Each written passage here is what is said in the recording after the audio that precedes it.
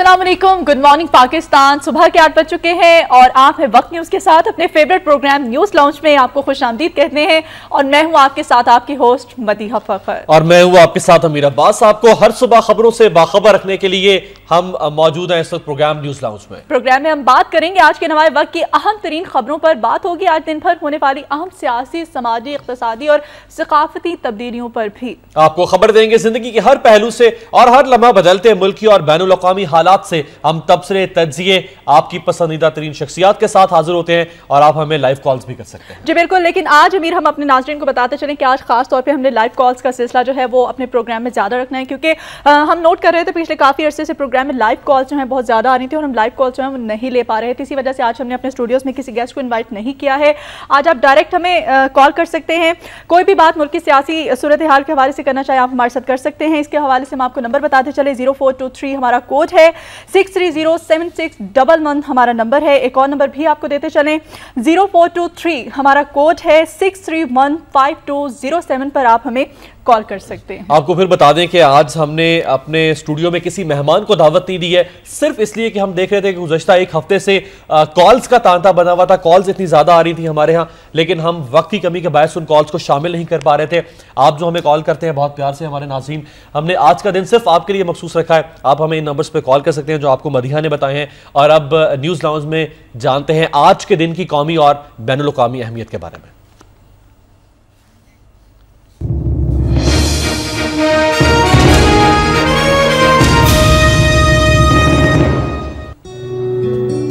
23 जुलाई सन 2008 में जापान में शदीद ज़लज़ला आया, जिसकी शिद्दत रेक्टर स्केल पर 6.8 रिकॉर्ड की गई। उस ज़लज़ले ने जापान के अहम जजीरे हॉन्शो में तबाही मचाई, जिसकी वजह से जापान में काफी जानी और माली नुकसान हुआ।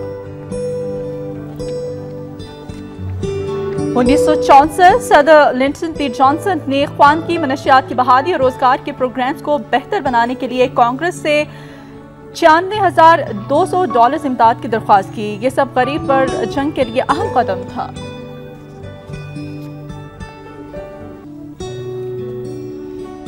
जुलाई 1996 समर ओलंपिक्स अटलांटा जॉर्जिया में अमेरिकी खवातीन की टीम ने पहली बार टीम गोल्ड मेडल जीत लिया।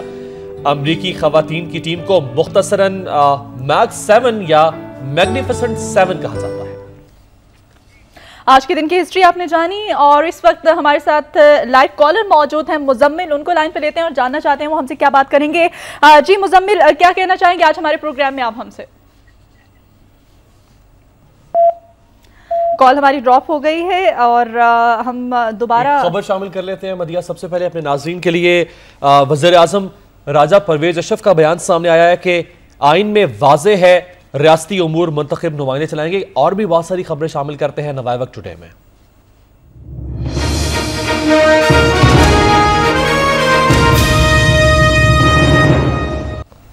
वज़ीर आज़म राजा परवेज अशरफ साहब की जानिब से एक बयान सामने आया है। अब तक की आज की हमारी अहम खबर आपको बताते चलें, आइन में वाज़ेह है कि रियासती अमूर मुंतखब नुमाइंदे ही चलाएंगे। हुकूमत आइन के मुताबिक चल रही है। पार्लियामेंट, इंतजामी और अदलिया के किरदार का वाज़ेह तयन किया गया है।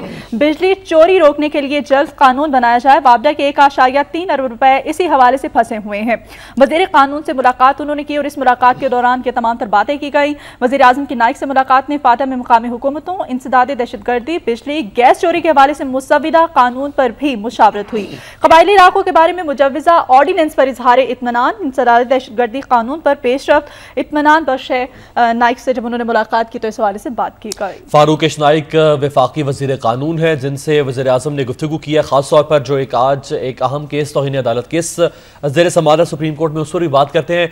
वज़ीर आज़म ने मदिया कहा है कि आइन में वाज़ेह है कि रियासती उमूर मुंतखब नुमाइंदे चलाएंगे, लेकिन इस पर तो कभी किसी ने इख्तलाफ नहीं किया। कभी किसी दूसरे रियासती इदारे ने यह कहने की कोशिश नहीं की है कि रियासती उमूर चलाने का हक मुंतखब नुमाइंदों के पास नहीं है, बल्कि उनके पास है। अगर हम इंतजामिया की बात करें, अगर हम मुकन्ना है, अदलिया है, मीडिया है, फौज है, जितने भी इदारे हैं, मीडिया जो कि चौथा सतून बनकर सामने आया, कभी मीडिया ने यह दावा नहीं किया या दीगर इदारों ने कभी यह दावा नहीं किया कि वो सुप्रीम है कि ये इख्तियार जो है हुकूमत चलाने का इख्तियार, रियासती उमूर निभाने का इख्तियार जो है ये उनके पास है। वज़ीर आज़म के इस बयान में तो ऐसी कोई बात नहीं लगती मदिया की। और इसमें खासतौर पे मैं जिक्र करना चाहूँगी कि उन्होंने कहा है कि बिजली चोरी रोकने के लिए जल्द कानून बनाया जाएगा। इस वक्त चूँकि बिजली बहरान जो है पूरे मुल्क में इस वक्त संगीन सूरत हाल है और रमज़ान मुबारक का महीना भी शुरू हो चुका है और आवाम जो है सख्र अवतार के औकात कार है, जो इसमें भी अजियतनाक कर्ब में मुब्तला है। लोड शेडिंग मुसलसल हो रही है और इसी वजह से बिजली चोरी चूँकि हमारे मुल्क में बहुत ज़्यादा है। बिजली जो है वो जिसे हमारी लैंग्वेज में कहा जाता है कि कुंडे डाल के बिजली चोरी कर ली जाती है। और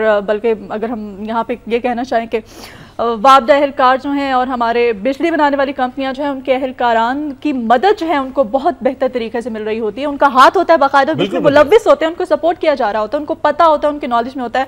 और इसी वजह से वज़ीर आज़म ने एक खास बयान दिया है कि बिजली चोरी रोकने के लिए जल्द कानून बनाया जाएगा। और मज़ीद हम ये भी देखते हैं कि खुद वज़ीर आज़म पहले पानी और बिजली के वफाकी वजीर भी रह चुके हैं।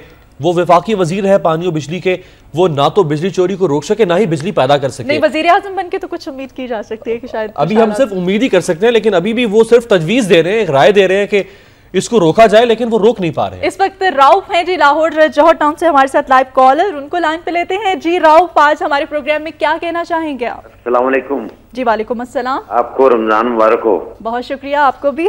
मैंने ये कहना था, वजीर आज़म ने जो बयान दिया मुल्क को लूट के हमारे मुल्क का कुछ नहीं छोड़ा इन लुटेरों ने जी। तो इसका मतलब ये नहीं कि सुप्रीम कोर्ट इनको और डील देती जाए। मुल्क का कुछ नहीं रहा हमारे मुल्क का।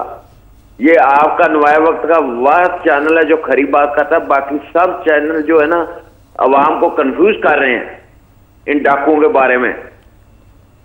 Thank you very much. Rauf साहब, वज़ीर आज़म का जो बयान सामने आया है कि रियासती उमूर मुंतखब नुमाइंदे चलाएंगे, शायद रऊफ साहब की कॉल डिस्कनेक्ट हो गई है।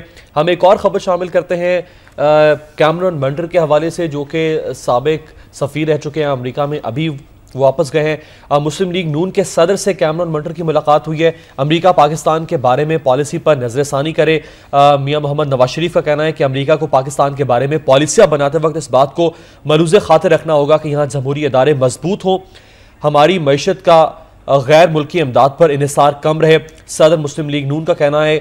उसके अलावा ये बात कहनी है सुबदोश अमरीकी सफ़ीर ने गुफ्तगू करते हुए कि बाहमी एहतराम की पॉलिसी से दोनों ममालिक में ताउन को फ़रोग़ मिल सकता है।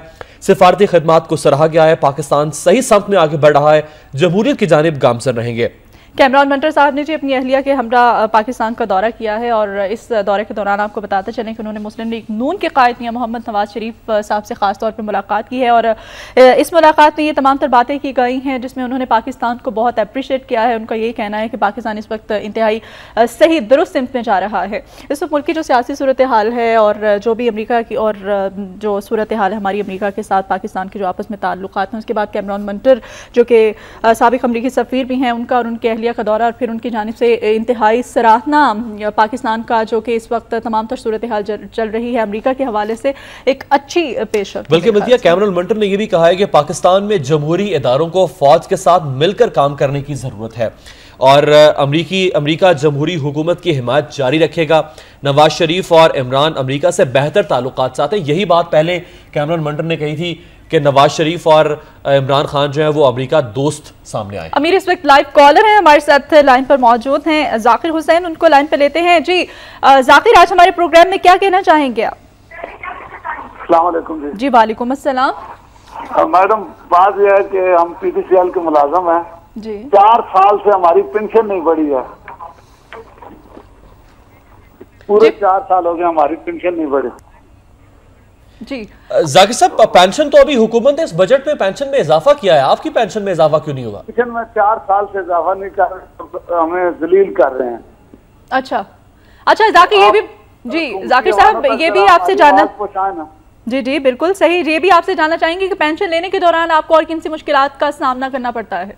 नहीं, वो तो खाने से है ना, वो तो इतनी मुश्किल नहीं है। अच्छा, पोस्ट ऑफिस से मुश्किल नहीं होती है, बैंकों से मुश्किल होती है, लेकिन बढ़ नहीं रही है। 4 साल से इन्होंने नहीं बढ़ाई है। फिर ये पीपल पार्टी वालों ने नहीं बढ़ाई है, मुशर्रफ के दौर में 2 दफा बढ़ी है, उन्होंने हमें दिया था। जाकिर साहब, पेंशन के हवाले से तो हमें कभी कोई खास शिकायत मौसूल नहीं, शायद मदिया पहली मरतबा हमें कॉलर आए हैं जाकिर साहब जो कह रहे हैं कि उन्हें पेंशन नहीं मिल रही। क्या आपके डॉक्यूमेंट्स के अंदर, आपके जो दफ्तरी या सरकारी कागजात हैं, क्या उसके अंदर तो कोई प्रॉब्लम नहीं है? वरना नहीं, सिर्फ मेरी नहीं है, पूरे पीटीसीएल के जितने रिटायर्ड मुलाजम है उन किसी को भी नहीं मिल रही है, इजाफा नहीं हुआ है जी।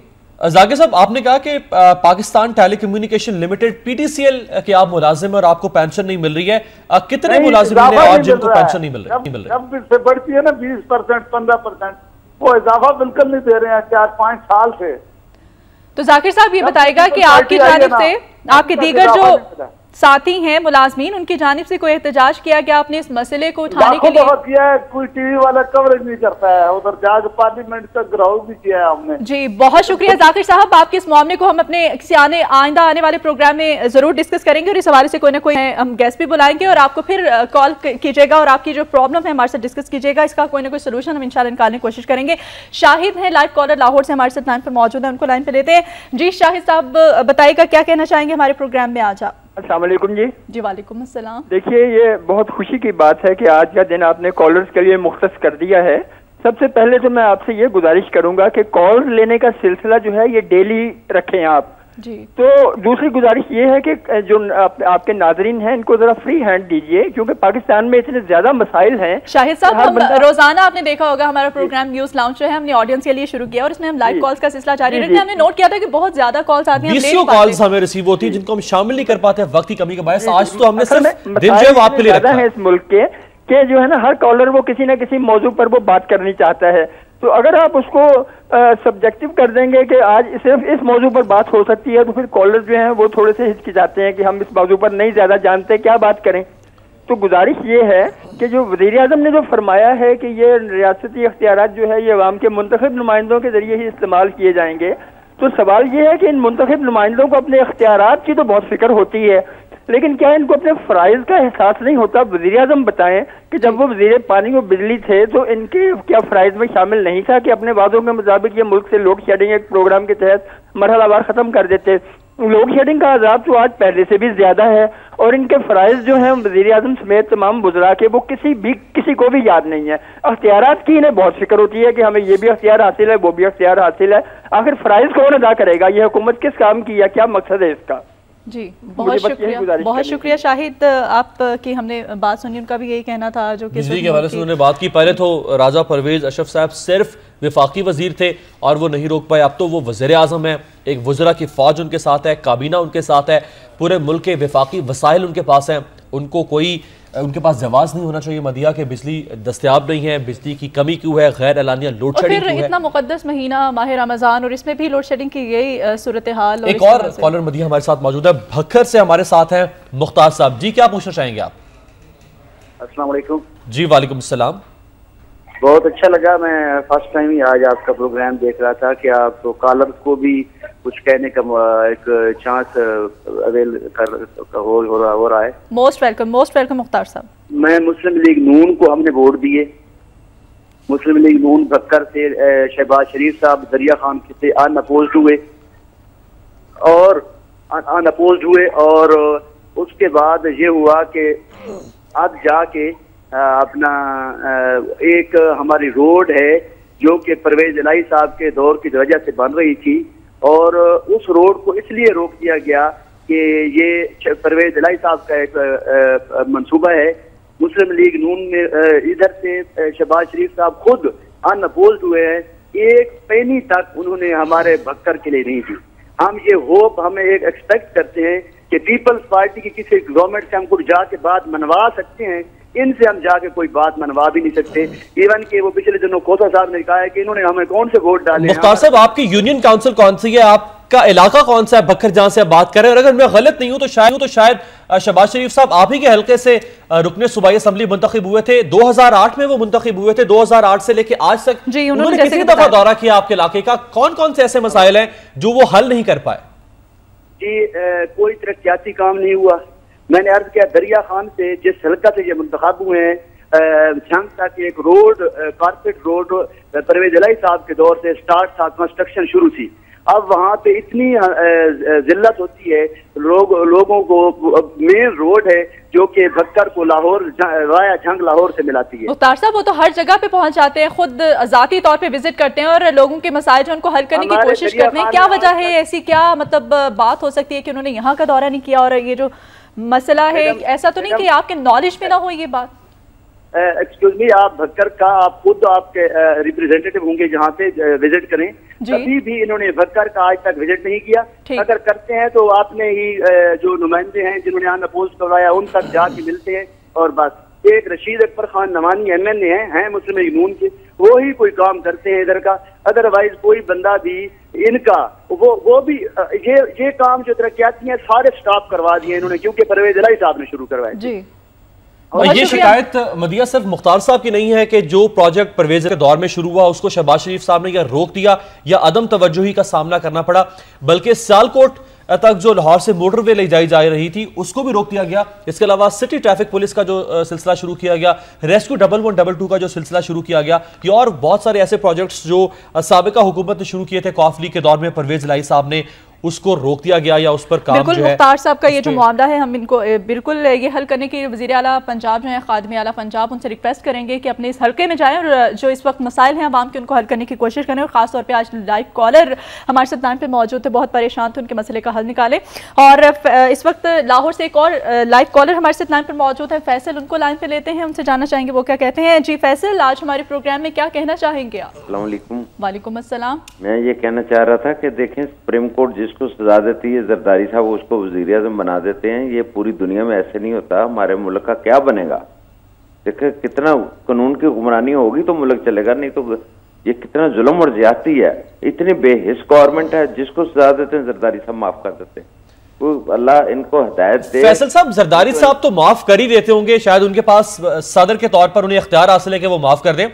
आपसे जानना ये चाहेंगे, आपसे पूछना ये चाहूंगा मैं कि जब आप खुद मुंतखब करते हैं, जब अवाम मुंतखब करती है, अभी वज़ीर आज़म के साहबजादे को अब्दुल कादिर गिलानी साहब को NA 151 से मुंतखब किया गया मुल्तान से, उनका नाम भी हज करप्शन स्कैंडल में सामने आ रहा था। जमशेद दस्ती साहब की डिग्री जाली निकली, वो मुजफ्फरगढ़ से मुंतखब हो गए।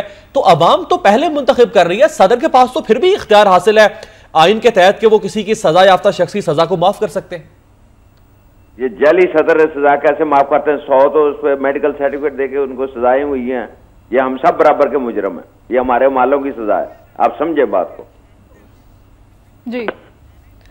फैसल हमारे साथ लाहौर से लाइन पे मौजूद थे, उनका यही कहना था कि इस वक्त सदर मुमलिकत जो हैं वो हर उस बंदे सजा याफ्ता बंदे को वज़ीर आज़म मुंतखब कर देते हैं जिसको कि अदालत की जानिब से सज़ा दी जाती है। और इस वक्त हमारे साथ बात कर रहे थे, इस वक्त एक और कॉलर हमारे साथ है, गुजरांवाला से लियाकत अली। जी लियाकत साहब, आप वज़ीर आज़म राधा का बयान, कैमरून बंटर की मुलाकात, उसके अलावा दीगर जो सियासी सूरत हाल चल रही है, क्या कहना चाहेंगे आप?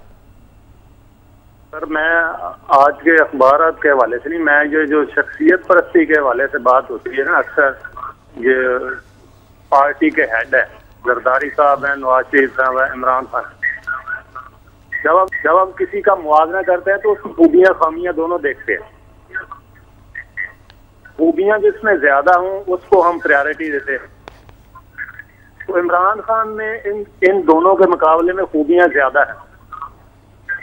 उसको कौम एक दफा आजमा के देखे, मैं दावे से कहता हूँ, गारंटी से कहता हूँ। लियाकत साहब, आपकी बात हम तक वाज़ेह तरह से पहुंच नहीं पा रही। आप अपनी टीवी की का वॉल्यूम अगर बंद कर दें तो आपको हम सही तरह से सुन पाएंगे।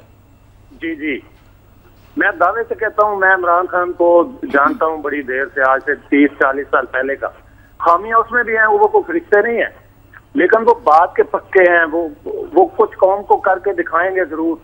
वो हमारी कौम को बिल्कुल ऊपर नहीं तो इनसे काफी ज्यादा आगे ले जाएंगे। और मेरी गुजारिश है कि वहां में इस दफा सोच समझ के वोट कर। इन जमातों को हमने कई दफा आजमा लिया है, पर अब इनकी जान छोड़ दें। अब मुल्क में बाकी कुछ बचा नहीं है इनके खराब करने के लिए। जी, मैं बस इतने लियाकत साहब, जिस तरह आपने इमरान खान साहब की बात की, 30 अक्टूबर के जलसे के बाद इमरान खान साहब और उनकी जमात को एक लहर मिली और वो काफी उड़ान में सामने है। उसके बाद कहा गया कि सुनामी शायद डूब गई है या सुनामी जो है वो उसकी उसमें वो ताकत, वो जोर खत्म हो गया है। क्या आपको लग रहा है कि आपने इमरान खान साहब की बात की, आपकी जमात में अब वो जोर और वो लहर बाकी नहीं रही? सुनामी वैसे ही है, सिर्फ मसला यह है कि पाकिस्तान में तालीम नहीं है। हमें 70% वोट देहात में है और देहात वाले जो हैं वो किसी के मातहत होते हैं। वो अपने चौधरी वडेरे, अपना जो उनका सिस्टम है उससे आगे नहीं निकल सकते। उनकी सोच ही नहीं है। ये जितने बड़े बड़े मिनिस्टर हैं, ये जो सारी उम्र से वजारतें लिए, इनके इलाकों में जाकर स्कूल तो देखें, अवामी मेयार तो देखें तालीम का, तो कैसे वो आजादाना वोट दे सकते हैं? उनको गिरवी रखा हुआ है इन्होंने। जब तक तालीम नहीं आम करेंगे, तालीम आम करें तो जमहूरियत पाकिस्तान में बेस्ट है। जब तक तालीम नहीं आम होती, ये ऐसे ही वोट खरीदे जाते हैं। जी बहुत शुक्रिया। लागत अली साहब गुजरांवाला से बात कर रहे थे। मदिया आप अगर आप नंबर अनाउंस दोबारा। जी बिल्कुल, नाज़रीन के लिए आज ख़ास तौर पे हमने अपने प्रोग्राम में आज वक्त निकाला है कि आप हमें लाइव कॉल जो हैं कर सकते हैं। आज हम लाइव कॉल्स का सिलसिला जो अपने प्रोग्राम में जारी रखेंगे। उसके लिए आपको नंबर बताते चलें, 0423 हमारा कोड है, 6307611। इसके अलावा एक और नंबर भी आपको बताते चलें जिस पर आज हमें कॉल करके आप मुल्क की सियासी सूरत हाल पर या फिर अपने किसी भी इशू के हवाले से हमारे साथ बात कर सकते हैं। हम अपने प्रोग्राम के जरिए उसको आला सतह पर उठाने की कोशिश करेंगे और उसका कोई ना कोई सोल्यूशन निकालने की कोशिश करेंगे। दूसरा नंबर मैं आपको बताती चलूं, 0423 हमारा कोड है, 6315207 हमारा दूसरा वाला नंबर है जिस पर कि आप हमें हमारे प्रोग्राम में कॉल कर सकते हैं। अगली खबर भी शामिल कर लेते हैं नवाब अमीर, अगली खबर हम बुलेटिन में जरूर शामिल करेंगे इस प्रोग्राम में और नाज़रीन को भी जो है लाइव जो है अपनी प्रोग्राम में शामिल करने की कोशिश करेंगे। इससे पहले हम एक मुख्तसर सी ब्रेक ले लें, आप हमारे साथ रहिए।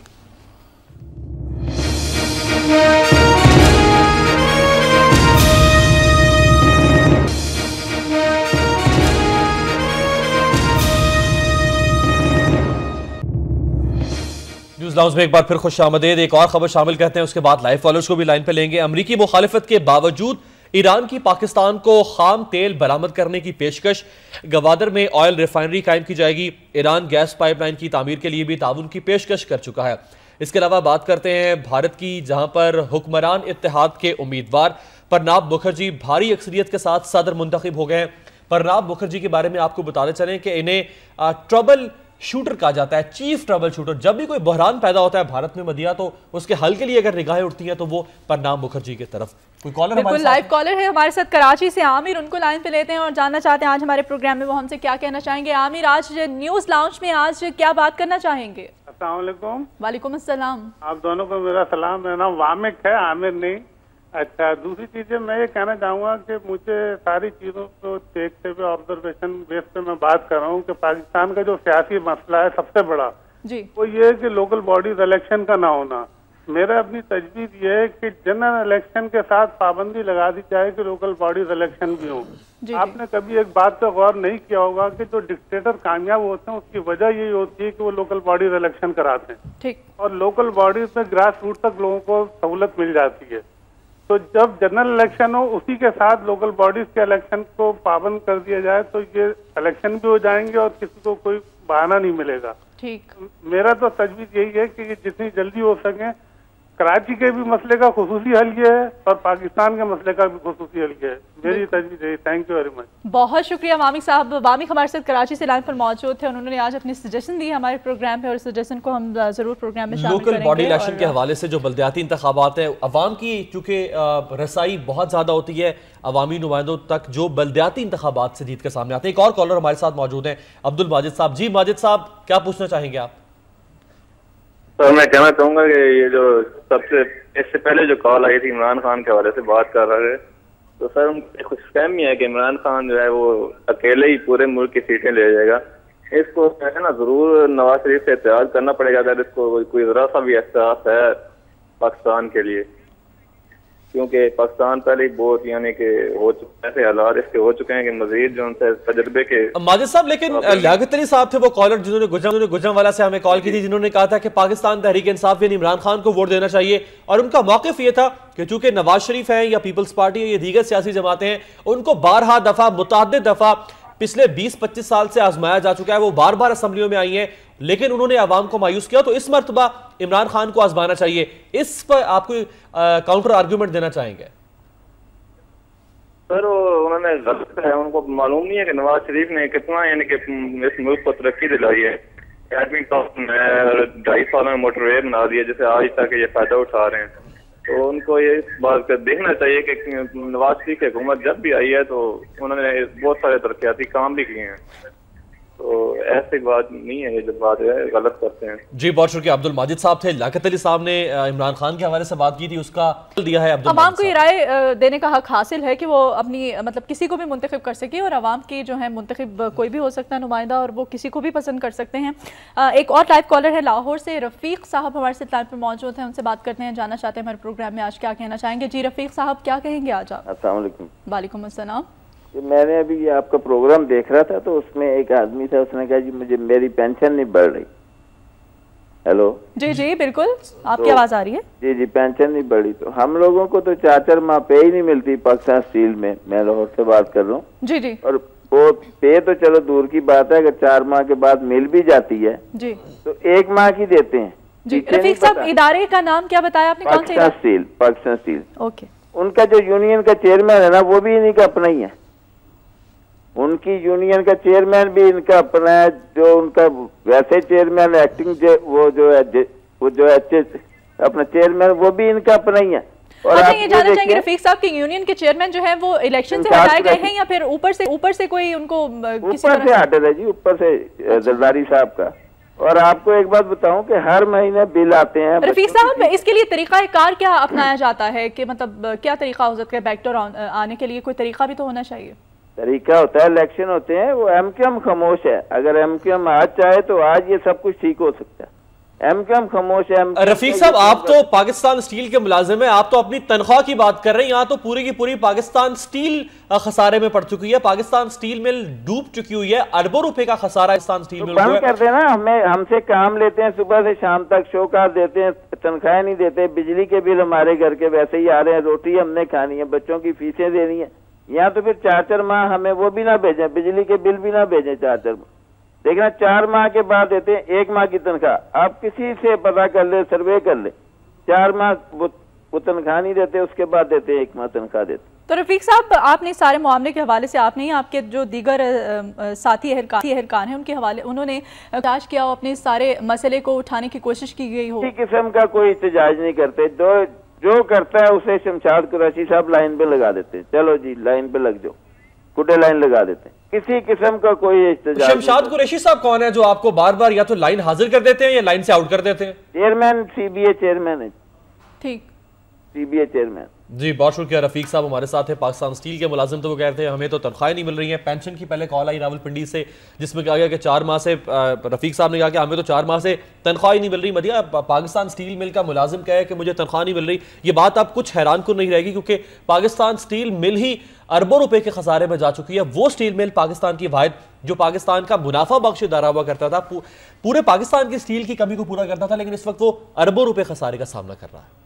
जी बिल्कुल। और रफीक साहब ने जो हमसे बात की, इसको हम यकीनन हम उछालने की कोशिश करें। इस वक्त चीचा वतनी से एक और लाइव कॉलर हमारे साथ लाइन पर मौजूद हैं, अजहर महमूद, उनसे बात करेंगे। जी अजहर, आज हमारे प्रोग्राम में क्या कहना चाहेंगे आप? अस्सलाम वालेकुम बाजी। जी वालेकुम अस्सलाम। क्या हाल है जी? ठीक ठाक है? हाँ जी, अल्लाह का करम, ठीक ठाक। आपने हमारे गाँव का विजिट किया है चीचा वतनी? जी जी। अब मैं चीचा वतनी के विलेज एरिया से बोल रहा हूँ। 15 मेरा विलेज है। जी जी। आप आके देखें, हमने एमपीए साहब आते हैं, हमारे पाँव पकड़ते हैं, हमारे आगे हाथ फैलाते हैं, हमें भाई भी कहते हैं, हमें बेटा भी कहते हैं। उस वक्त इनको कोई शर्म नहीं आती जी। ज़ाहिर इकबाल साहब को हमने ऐसे जितवाया कि इसको को वोट एक भी नहीं देता था, बाहर ही रहता है अक्सर। अजहर साहब, किस पार्टी के ये मेंबर हैं? हाँ जी, किस पार्टी से मुंतखब हुए थे ये पीपीए से मुंतखब हुए थे जी। तो आप देखें, हमारे सब जगह ना सैलाब बना हुआ है। आज 8 दिन हो गया बारिश हुई को, तो मोटरसाइकिल नहीं गुजर सकता, तो दूसरा क्या गुजरेगा? इंसान कैसे गुजरेगा? आपको इतने सिटी एरिया के लोग होते हैं, उनको हम गंदम देते हैं, हम कपास देते हैं, आप कपड़े पहनते हैं, आप हमारा खाना खाते हैं, तो आप हमें क्या देते हैं? आप हम पे टैक्स लगाते हैं। देखें, अल्लाह का अज़ाब है कि कल बिजली नहीं आई, माह रमजान है, इनको शर्म आनी चाहिए। इनको तो वैसे इनके ऊपर मूसा नहीं आ सकता, अल्लाह इन पे मूसा नहीं लाता। जी बिल्कुल, बहुत शुक्रिया अजहर महमूद साहब, हमने आपकी बात सुनी और हम पूरी कौम जो है इस वक्त आपके साथ है और मूसा के इंतजार में है जो कि आए और बेचारी अवाम के जितने भी इस वक्त जो लोग जिनको फिरौन कहते हैं, वक्त का कौम किसी मूसा की तलाश में है, कोई असा लेकर आए और उन फिरौनों का सर कला कमा करे। ये तो अब अवामी बेहतर जानती है कि कौन से फराइन है जो किसी की पेंशन नहीं बढ़ रही अमीर, किसी को तनख्वाह नहीं मिल रही, किसी के आप देख रहे हैं कि वो कह रहे हैं कि बिजली नहीं है एक एक हफ्ते से, और सूरत हाल ये है कि गलियों में और घरों में पानी खड़ा है। इससे बढ़कर क्या होगा? वज़ीर आला के हल्का इंतखाब से हमें कॉल आई भक्खर से, और अगर वज़ीर आला के हल्का इंतखाब से कोई शख्स अगर ये शिकायत कर रहा है कि उनके मसाइल हल नहीं हो पा रहे हैं, सड़कें ज़ेर तामीर है बन नहीं पा रही हैं, तो फिर किसी और हल्का इंतखाब से, किसी और रुकने सूबाई असम्बली या कौमी असम्बली से कोई तवक्को रखना तो शायद हैरानकुन बात है। कोई हमारे साथ लाइव कॉलर अगर मौजूद है तो जी। नैयर सदफ है इस वक्त हमारे साथ लाहौर से मौजूद हैं, उनको लाइन पे लेंगे। जी नैयर सदफ साहिबा, आज न्यूज़ लाउंज में आप क्या कहना चाहेंगी? सर मैं पहले सलाम अर्ज़ करती हूँ, फिर मेरा नाम नैयर सदफ है, मैं लाहौर से बात करूँ। मेरी जो आज की खबर है ना, आइन में वाज़ेह है कि रियासती अमून मुंतखब नुमाइंदे चलाएंगे वज़ीर आज़म। तो भाई ये तो बच्चे को पता है कि रियासत का काम, क्योंकि हमने आपको मुंतखब किया है, आप ही चलाएंगे, मगर आप भी तो आइन के मुताबिक ही चलाएंगे ना। एक घर होता है, घर में एक कानून बना होता है कि हर शख्स ने इसके मुताबिक काम करना है। जो काम नहीं करता फर्ज तो बड़ा उसको डांटता है, करता है। अब एक आइन बनाया, आइन मैंने नहीं बनाया, आपने नहीं बनाया। आइन जब कायदे आजम से पूछा गया था पाकिस्तान का आइन क्या होगा, तो कायदे आजम ने जवाब दिया मैं कौन होता हूँ आइन देने वाला, हमारा आइन तो कई 1400 साल पहले ही मौजूद है, उसी के मुताबिक मैं उम्मीद रखता हूँ आने वाली असेंबली उसी के मुताबिक आइन बनाएगी। यानी कुरान मजीद के बीच में रह के जब वो बन गया, क्योंकि हमारा इस्लाम के मुताबिक बना था, अब वो बन गया है तो आप उसके साथ छेड़ाछाड़ी करते हैं, अवाम को बेवकूफ बनाते हैं। जब अपने मतलब की बात होती है उसमें छेड़ाछाड़ी करके सारे मिलके उसे चेंज कर देते हैं और अवाम के लिए कुछ नहीं। तो जी आप ये जो करते हैं ना, ये मुझे ये तकलीफ है, मुझे ये बताना चाहती हूँ अवाम को, इतना अल्लाह का शुक्र है उसको मालूम है आइन क्या है, आपके काम क्या है, आप बच्चों वाली हरकतें क्यों करते हैं, इनसे सवाल है ना बात। जी बहुत शुक्रिया। नैयर सदफ साहिबा थी हमारे साथ, लाहौर से बात कर रही थी। एक और अहम खबर शामिल करते हैं आज के दिन के हवाले से। तौहीन अदालत कानून केस की समाअत आज होगी। हुकूमत NRO अमल दरामद केस को लटकाए रखेगी। वज़ीर आज़म की फारूक एच नाइक से मुलाकात में हिकमत अमली तय पा गई है। हुकूमत अदालत से मजीद मोहलत मांगने की कोशिश करेगी। सदारती इस्तिस्ना का मामला भी उठाया जा सकता है। NRO अमल दरामद केस की समाअत बुध को परसों यानी 25 जुलाई की होगी। इसी वजह से खबर और शामिल कर लेते हैं। तौहीन अदालत एक्ट के खिलाफ वकला आज यौम एहतजाज मनाएंगे। नेशनल कोऑर्डिनेशन काउंसिल ने हिमायत कर दी है और तहरीक चलाने का भी ऐलान किया गया है। हर जुमेरात को हड़ताल का ऐलान। नया कानून मखसूस अफराद की करप्शन पर पर्दा डालने के लिए है। हामिद खान सीनियर वकील रहनुमा का बयान सामने आया। जी मदीना, हर जुमेरात को वकला की जाने से हड़ताल करने का भी अब ऐलान किया गया है और इस हड़ताल के पेश नज़र बेज़हन में सिर्फ एक ही सवाल उभरता है कि साइलिन को मतलब किन मुश्किलात का सामना करना आपने साइलिन की मदिया बात की। अगर हम वो वक्त याद करवाएं जब चीफ जस्टिस की बहाली के लिए तहरीक चली थी वकला की, उस वक्त भी हर जुमेरात को हड़ताल की जाती थी वकला की जानिब से। पूरे पाकिस्तान की अदालतों में, बार एसोसिएशन के अंदर, और मुकदमात जो दिनों के थे वो महीनों तक, और महीनों के मुकदमात जो हैं वो बरसों तक लटक गए थे। आखिर बिलाखिर यकीनी तौर पर चीफ जस्टिस को तो बहाल करवा लिया गया, लेकिन शायद ये हल नहीं है। कभी डॉक्टर्स हड़ताल पर निकल आते हैं, कभी वकला हड़ताल पर निकल आते हैं, कभी एप्का के मुलाजमीन हड़ताल पर निकल आते हैं, कभी टीचर्स निकल आते हैं। पूरे मुल्क में इस वक्त यही संगीन सूरत हाल है। जैसे कि हम इस वक्त लाइव कॉलर्स को भी लाइन पे ले रहे हैं, उनके मसाइल आपके सामने हैं। और इस वक्त एक और गोजरा से लाइव कॉलर हमारे साथ ओवैस लाइन पे मौजूद है, उनसे जानना चाहेंगे वो क्या कहते हैं। जी ओवैस, आज हमारे प्रोग्राम में क्या कहेंगे आप? वालेकुम अस्सलाम। जी मैं रिक्वेस्ट करना ये चाहता हूँ कि मेरा तल्लुक गोजरा के एक विलेज से है, उसका जंग रोड पे वो वाक़ है, चेक नंबर 359 जीम बे दरिया नंगल उसका नाम जी। उधर हमारे MP है अमजद अली वड़ैस साहब जी जी। उधर जब इलेक्शन होने थे उससे पहले उन्होंने तकरीबन इलेक्शन होने से पहले एक सड़क उस गांव से 5 गांव को सड़कें जाती हैं, जब इलेक्शन होने थे उस वक्त उन्होंने ऊपर बजरी डलवाई है। बाद में उसके ऊपर जब इलेक्शन, उन्होंने कहा कि इलेक्शन जैसा ही होते हैं मैं सड़क बनवा देता हूँ। जब इलेक्शन हुआ मतलब वो उधर से हार गया, उसको वोट कम मिले हैं, उसने उसी तरह छोड़ दिया। लोगों ने जाकर रिक्वेस्ट की है, वो कहता है मुझे आपने वोट नहीं दिया, मैं क्यों उसका मतलब काम करवाऊं। और इसके बाद उधर एक नाला जो छप्पड़ जिसको कहते हैं कि लोगों के पानी जो है घरों में जा रहा है, लोग पानी वही गंदा पानी पी रहे हैं, लोग उससे रोजाना मरते हैं, कोई ना कोई मलेरिया का शिकार, कोई किसी का शिकार, किसी को उधर नजर नहीं आता। वज़ीर आला वैसे आपका क्या कहने का मकसद यह है कि आपके मुंतखब नुमाइंदे जो कि कौमी असम्बली में गया, क्या वो सिर्फ उन इलाकों में काम करवा रहे हैं जहां से वो मुंतखब हुए थे, या जहां उनको लगता है कि लोगों ने उन्हें वोट दिए थे और उन इलाकों को बिल्कुल उन्होंने नजरअंदाज कर दिया है कि जहां से उन्हें वोट नहीं दिया? अभी एक एम हमजा सेनेटर बने हैं, ये नून लीग के सेनेटर है एम हमजा।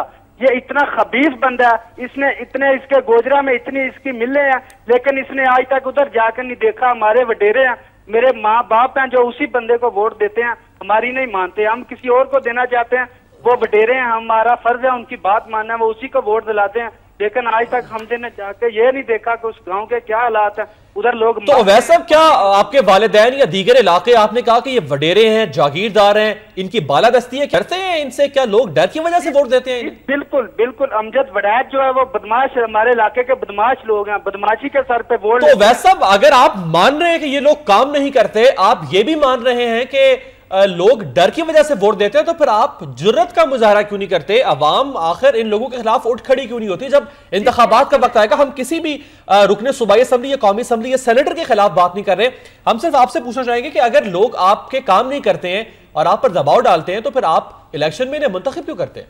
जी हम किस तरह, हम मतलब उधर वोट उसको कम हुए हैं, लेकिन उसने सड़क उधर ही बजरी डाल लिया, सड़क उसने उखाड़ दिया, आगे बनाई नहीं। आप मतलब वो इतनी बदमाशी जो है कि 5 साल हो गए सड़क को, वो सड़क नहीं बना सका। आगे आप देख लें कि वो काम खाक करवाएगा। अब एम हमजा उसको सेनेटर बना दिया नून लीग वालों ने, उसने आज तक पूरी जिंदगी में किसी का काम नहीं करवाया उसको। तो वैसे साहब जो कि बदमाशी के जोर पे या फिर आपको डरा धमका के आपसे वोट ले रहे हैं, आप उनसे उम्मीद क्यों करते हैं कि वो आपके मसाइल को हल करेंगे? आप अल्लाह से दुआ कीजिए या फिर जुर्रत का मुजाहिरा कीजिए। हमारे घरों में पानी जा रहा है, हम गंदा पानी पी रहे हैं। आप आके देखें, आप देख लेंगे खुद ही, आप 1 घंटा उधर नहीं रह सकेंगे, इतना ज्यादा मतलब छप्पड़ का पानी बैग जा रहा है। छप्पड़ के पानी के लिए कहीं आगे जाने के लिए जगह नहीं है। लोग वही जो छप्पड़ है वो एक ग्राउंड है, लेकिन उधर लोग पूर के अपनी मतलब घर बना रहे हैं उधर। वैसे आप अहले इलाका आपके साथ हैं क्या? आपने मिलजुल के उनके साथ बात करने की कोशिश की, अपने इस मसले को उनके सामने उठाया हो या फिर उठाने की कोशिश की हो, या उठाना चाहेंगे? आप अकेले तो नहीं है, पूरा इलाका आपके साथ है?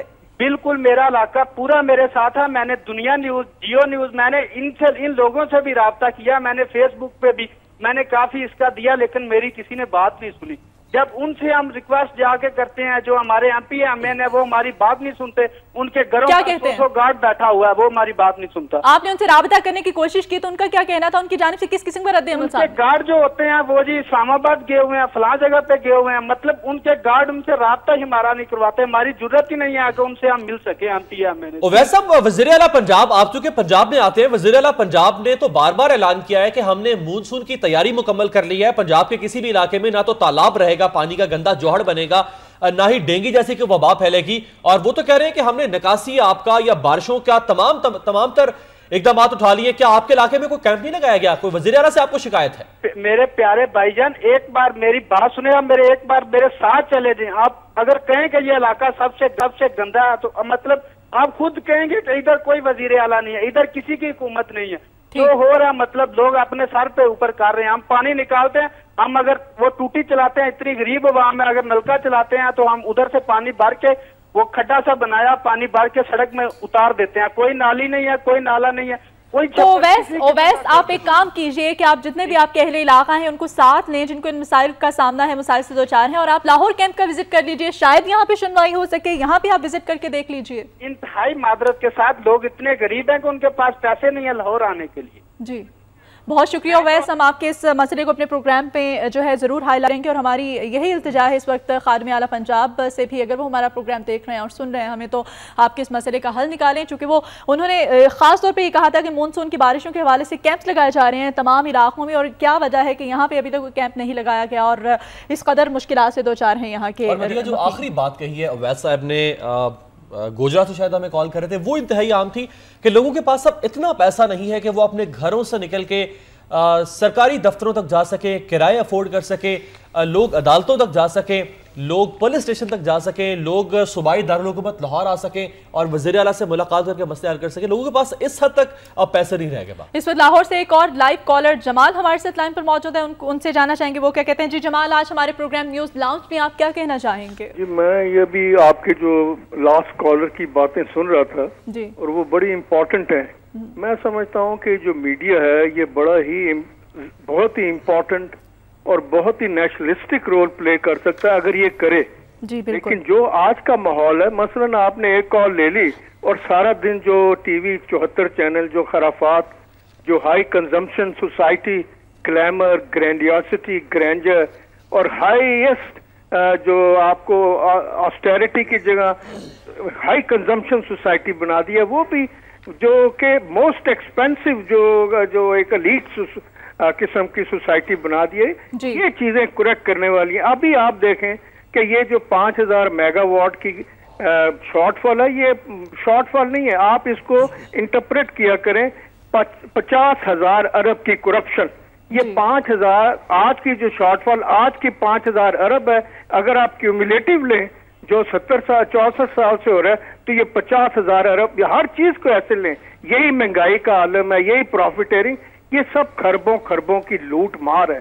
मैं ये कहना चाहता हूँ, जो इम्पोर्टेंट जो आपका भी कॉलर बात कर रहा था, कि अब मैंने एक दफा आपके प्रोग्राम में ये कहा था कि ये जो इनके जो इलेक्शन से पहले इनसे आप लिस्टें लें जो इनके लाइकली कैंडिडेट हैं, और जितने चैनल हैं, एक तो ये 74 चैनल जो हैं डे एंड नाइट बंद होने चाहिए, सिवाय इसके कि देखें गरीब मुल्क है, 16,000 अरब के आप मकरूज हैं, डेफिसिट है, आपका रुपया जो है 100 रुपये टू डॉलर जा रहा है, और हम मयाशी ये अफोर्ड कर सकते हैं। जमाल साहब, आपकी कॉल और आपसे पहले आज जितनी कॉल्स हमने रिसीव की प्रोग्राम में, ये इससे पहले भी जो कॉल्स आते रही, हमें एक कॉमन जो व्यू पॉइंट मिला है आपकी कॉल से भी और दीगर कॉलर से भी, कि लोग अपने अवामी नुमाइंदों से बहुत ज्यादा उकता चुके हुए हैं, लोग सियासी निजाम से उकता चुके हैं।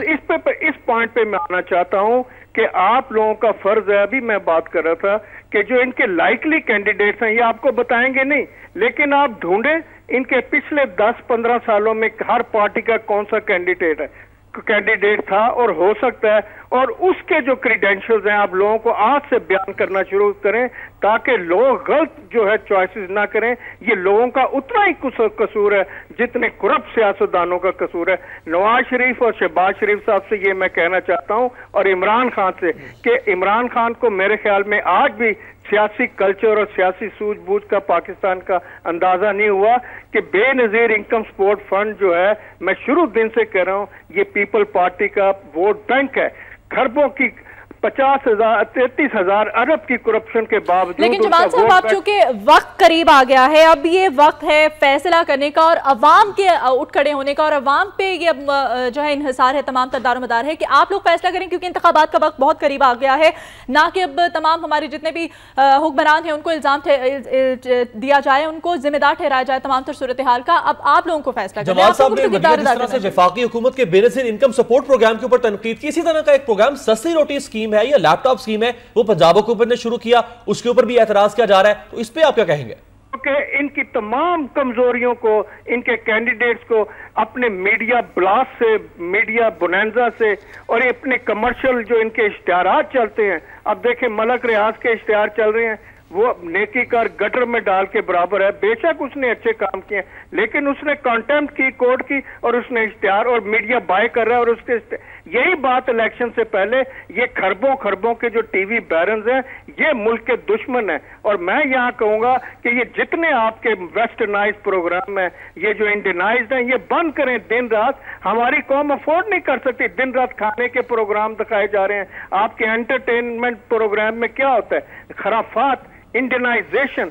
जी, बहुत शुक्रिया। जमाल साहब हमारे साथ लाहौर से मौजूद थे। वक्त चुके हम बहुत सारी और कॉल्स हैं जिनकी एक लंबी क्यू है, लेकिन हम उन्हें शामिल नहीं कर पा रहे हैं वक्त कम होने की वजह से। आज हमने अपने प्रोग्राम में किसी गेस्ट को भी मदऊ नहीं किया था, सिर्फ इस वजह से कि हमारे वो कॉलर्स जो हमें रेगुलर कॉल करते हैं, वो कॉलर्स जो अपनी राय का इजहार करना चाहते हैं, जिनके पास मौका नहीं मिलता है, मदिया प्लेटफॉर्म नहीं है कि लोग अपने दिल की बात, अपने मसाइल को सामने ला सके। आज का दिन हमने उनके लिए रखा था। इंशाल्लाह हम कोशिश करेंगे कि आइंदा भी हम हफ्ते में एक दिन इस किस्म का रखें ताकि लोगों से बात की जा सके। जी बिल्कुल, और आपके तमाम मसाइल जो है उनका हम हल निकालने की कोशिश करेंगे और इनको आला सतह पर भी उठाने की कोशिश करेंगे अपने आइंदा आने वाले प्रोग्राम्स में। इसी हवाले से जो हमारे गेस्ट हैं हुक्मरान, उनको भी हम इन्वाइट करने की अपने प्रोग्राम में कोशिश करेंगे। फिलहाल न्यूज़ लाउंज में यहाँ लेते हैं मुख्तसर सा ब्रेक।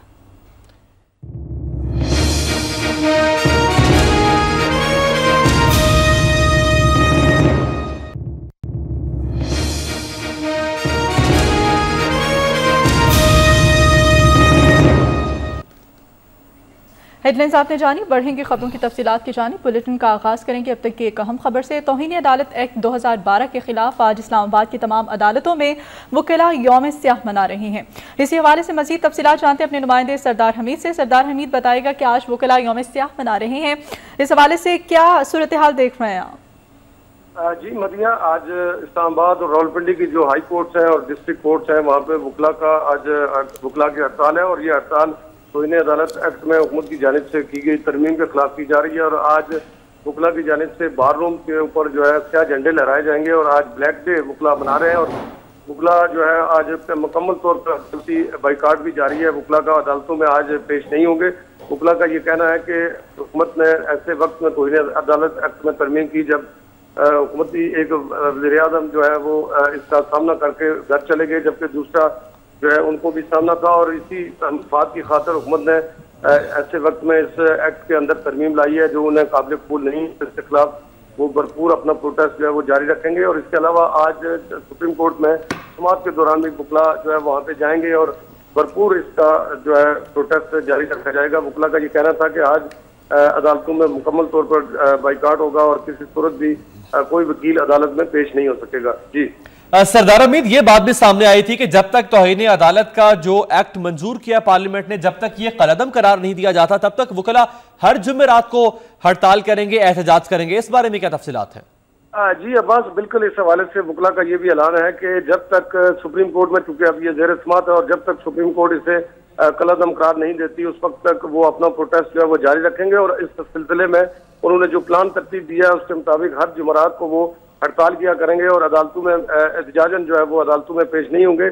और ये अलामती बाइकाट उस वक्त तक जारी रखेंगे जब तक इस तौहीन अदालत के जो एक्ट में तरमीम की गई है हुकूमत की जानिब से, जो पार्लियामेंट ने तरमीम सामने लाई है, उसके खिलाफ जब तक उसको कलअदम सुप्रीम कोर्ट की जानिब से नहीं दिया जाता। जी सरदार हमीद, सीनियर वकला का क्या कहना है कि इस तरह से बार एसोसिएशन की हर जुमेरात को हड़ताल की कॉल और उस वक्त तक हड़ताल जारी रखना जब तक सुप्रीम कोर्ट कलअदम करार नहीं देती, सीनियर वकला क्या कहते हैं कि इस तरह तो सुप्रीम कोर्ट पर दबाव बढ़ेगा? जी बिल्कुल, इस हवाले से ये भी वकला से हमारी बात हुई और उनका ये कहना था कि चूंकि हुकूमत जो है वो अदलिया से एक मुआहदा की सूरत हाल में है और जब भी हुकूमत के खिलाफ कोई सुप्रीम कोर्ट की जानिब से कोई फैसला आता है तो उसके खिलाफ हुकूमत जो है वो उठ खड़ी हो जाती है और कोई नई तरमीमें जो है वो लाकर सुप्रीम कोर्ट पे प्रेशर बढ़ा रही है। तो इस हवाले से उनका ये मौक़िफ़ है कि हम सुप्रीम कोर्ट जो है उसको तनहा नहीं छोड़ सकते और सुप्रीम कोर्ट की खातिर वकला जो है उसी तरह का जज्बा और जोश रखते हैं जैसा जब सुप्रीम कोर्ट को जजेस को कैद व बंद की सूरत में बर्दाश्त की गई तो उस वक्त जैसे वकला की बहाली की तहरीक थी, उसी जज्बे के साथ जो है वकला जो है वो सुप्रीम कोर्ट को तनहा नहीं छोड़ सकते। और इससे उनका ये मौक़िफ़ है कि किसी किस्म का दबाव नहीं है, क्योंकि एक तरफ हुकूमत जो है वो पार्लियामेंट को इस्तेमाल कर रही है सुप्रीम कोर्ट के खिलाफ, लिहाजा वो इस सूरत हाल में सुप्रीम कोर्ट को तनहा नहीं छोड़ सकते और जब तक सुप्रीम कोर्ट ऑफ पाकिस्तान के फैसलों पे सुप्रीम कोर्ट को तनहा नहीं छोड़ सकते। बहुत शुक्रिया सरदार हमीद हमें तमाम तफसीलात से आगाह करने के लिए। तौहीन अदालत एक्ट 2012 के खिलाफ रावलपिंडी में भी वकला आज यौम स्याह मना रहे हैं। इस बारे में तफसीलात जानते हैं अपने नुमाइंदे सुल्तान सिकंदर से। सुल्तान, इस्लामाबाद की सूरत हाल हमने जानी, मुल्क के दीगर शहरों के अंदर भी वकला यौम स्याह मना रहे हैं, रावलपिंडी के वकला और बार एसोसिएशन की क्या सूरत हाल है? आपको मैं बताऊं कि ये रावलपिंडी में हाई कोर्ट की जो बार एसोसिएशन है उन्होंने भी और डिस्ट्रिक्ट बार एसोसिएशन दोनों ने आज ब्लैक डे बनाया हुआ है और मुकम्मल हड़ताल की हुई है। और जो इन वकला के जो अहदेदारान हैं अपना उनसे मेरी दोनों से बात हुई है, जो सदर हाई कोर्ट बार के शेख हसनुद्दीन और जो अपना सेक्रेटरी हैं डिस्ट्रिक्ट बार के इमरान अली मलक, तो ये जो अहदेदार हैं ये अभी पहुंच गए हैं खुद सुप्रीम कोर्ट में और वहाँ पर वो प्रोसीडिंग जो हो रही है तो उन्हें अदालत के इसके बारे में जो दरखास्तें हैं उनकी तो वहाँ भी शिरकत करेंगे और जो नए चीफ इलेक्शन कमिश्नर हल्ला उठा रहे हैं वो वहाँ भी शिरकत करेंगे। ये वकला रहनुमा जो है पूरी तरह पुरअज़म है कि 2007 की तरह अब जो फिर अदलिया के खिलाफ जो माजराई शुरू की है इन्होंने तो पुरानों ने और हुकूमत ने तो उसको और ये तौहीन अदालत के कानून जो है अदलिया के अख्तियारात कम करने के लिए किया गया है तो उसके खिलाफ जो है वो 2007 की तरह जो है ये अपनी जदोजहद जारी और सारी रखेंगे। तो सुल्तान बताएगा कि साइलिन को किन मुश्किलात का सामना करना पड़ रहा है? वकला साइलिन को पिछली हड़तालों से भी और इस हड़ताल में भी बेपनाह मुश्किलात का सामना करना पड़ रहा है और हमारे जो वकला रहनुमा हैं वो गलबन इस बात का एहसास नहीं कर पा रहे कि जल्द इंसाफ की फराहमी का जो दावा किया जा रहा है आला अदलिया की तरफ से भी और वकला तहरीक में भी और अब भी, तो उसका बुनियादी तकाजा यही है कि ये वकला जो हैं वो अपने साइलिन के साथ भी इंसाफ करें और उनको कानूनी इमदाद करें। तो वकला के जो साइलिन हैं तो वो अदालतों में परेशान हैं जो क्योंकि उनको कानूनी इमदाद नहीं मिल रही है। जी बहुत शुक्रिया सुल्तान सिकंदर, हमें अपडेट कर रहे थे रावलपिंडी से। वकीला के यौम एहतजाज के मौके पर लाहौर की अदालतों में क्या सूरत हाल है, जानते हैं हमारे नुमाइंदे ताहिर जाफरी इस वक्त हमारे साथ लाइन पर मौजूद हैं। ताहिर बताएगा कि इस वक्त लाहौर की अदालतों में क्या सूरत हाल देख रहे हैं आप? मदिया, ये तौहीन अदालत का मामला है, इस पर तमाम मकातब फिक्र मुतफिक हैं कि ये जो कानून है, ये जो अमेंडमेंट की गई है, ये गलत है। और इस पर एक बार पहले भी जो सूबाई दारुल-हुकूमत लाहौर में हड़ताल हुई थी तो वो एक जबरदस्त हड़ताल देखने में आई थी। और आज भी ये सूरत हाल, चूंकि पाकिस्तान बार कौंसिल ने हड़ताल की अपील दी, उसके बाद पंजाब बार कौंसिल ने भी हड़ताल की अपील दे दी, तो लाहौर हाई कोर्ट समेत दीगर मातहत अदालतों में मुकम्मल हड़ताल हो रही है। लाहौर हाई कोर्ट में जो सूरत हाल है वो चूंकि छुट्टियां हैं गर्मियों की, उसमें कम जजेस बैठते हैं और सिर्फ अहम तरीन मामला ही टेकअप होते हैं। उन अहम तरीन मामला में भी चंद केसेस जो हैं जो कि इम्पोर्टेंट ज्यादा अहम नौयत के केसेस होंगे वो सुने जाएंगे लाहौर हाई कोर्ट में, जबकि दूसरी जानिब ऐवान अदालत, सेशन कोर्ट, जिला कचहरी, मॉडल टाउन कचहरी समेत दीगर जितनी भी मातहत अदालतें हैं लाहौर भर में, उनमें जो है मुकम्मल हड़ताल है। और उनका यही वकला रहनुमाओं का यही कहना है कि ये जो अमेंडमेंट की गई है ये हुकूमत की जानिब से एक साजिश है और ये नहीं होनी चाहिए। दोहरी शरीयत के मामले पर भी वकला मुतफिक है, वो उस आइन के हवाले से भी हड़ताल की जा रही है। और ये खासतौर पर जो तौहीन अदालत की अमेंडमेंट कानून पास करवाया गया है उसके खिलाफ पाकिस्तान बार कौंसिल और पंजाब बार कौंसिल की अपील पर लाहौर की अदालतों में, लाहौर हाई कोर्ट समेत मातहत अदालतों में मुकम्मल हड़ताल आज देखने में आ रही है। ताहिर, लाहौर हाई कोर्ट और लाहौर की हाई कोर्ट की मातहत अदालतों के जितने भी वकला हैं, खासतौर पर वो वकला जो हुकूमती इत्तेहाद के साथ मुंसलिक है, हुकूमत की हिमायत करते हैं, क्या तमाम वकला धड़े इस पर मुत्तफिक हैं? देखें, पाकिस्तान बार कौंसिल एक ऐसी बॉडी है जिसमें पीपल्स पार्टी का असर रसूख बहुत ज्यादा है उसमें, और सुप्रीम कोर्ट बार एसोसिएशन में भी जो धड़े सामने आए हैं मुंतखब होकर वो भी पीपल्स पार्टी से ही उनका ज्यादातर ताल्लुक है। और Lahore high court bar association के जो सदर हैं शहराम सरवर, उनका भी आसमा के जो है चैम्बर से ताल्लुक है। तो इन पीपल्स पार्टी से इन तमाम लोगों का ताल्लुक है, लेकिन ये एक जो कॉज है ये एक वकला कॉज है और ये वकला रहनुमाओं का ये कहना है कि चूंकि ये इस कॉज में अदलिया को नुकसान पहुंचने का एहतमाल है तो इसलिए इस पर हड़तालें की जा रही हैं। और पीपल्स पार्टी के जो आपका इशारा है कि पीपल्स पार्टी के वकला का क्या स्टांस है या वो किस जगह पर खड़े हैं, तो वो उस चीज को छोड़कर अपनी बात के साथ इस स्टांस पर मुत्तफिक है। बहुत शुक्रिया ताहिर जाफरी तमाम तर सूरत हाल से हमें आगाह करने के लिए।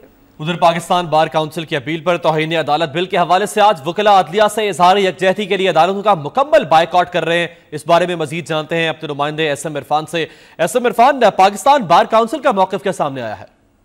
जी, पाकिस्तान बार कौंसिल की जानिब से जिस तरह के ये बिल जो तौहीन अदालत के हवाले से जो बिल पास किया गया है कौमी असम्बली में, तो इस हवाले से जो है वकला ने आज इजहार यकजहती के लिए जिस तरह के पाकिस्तान बार कौंसिल ने ये कॉल दी है, तो उसके बाद जो है कराची बार एसोसिएशन समेत सिंध बार एसोसिएशन और दीगर बार्स की जानिब से जो है आज मुकम्मल हड़ताल की गई है और आज अदालतों में वकला पेश नहीं हुए, जिसकी वजह से अदालतों में मुकम्मल सन्नाटा छाया हुआ है।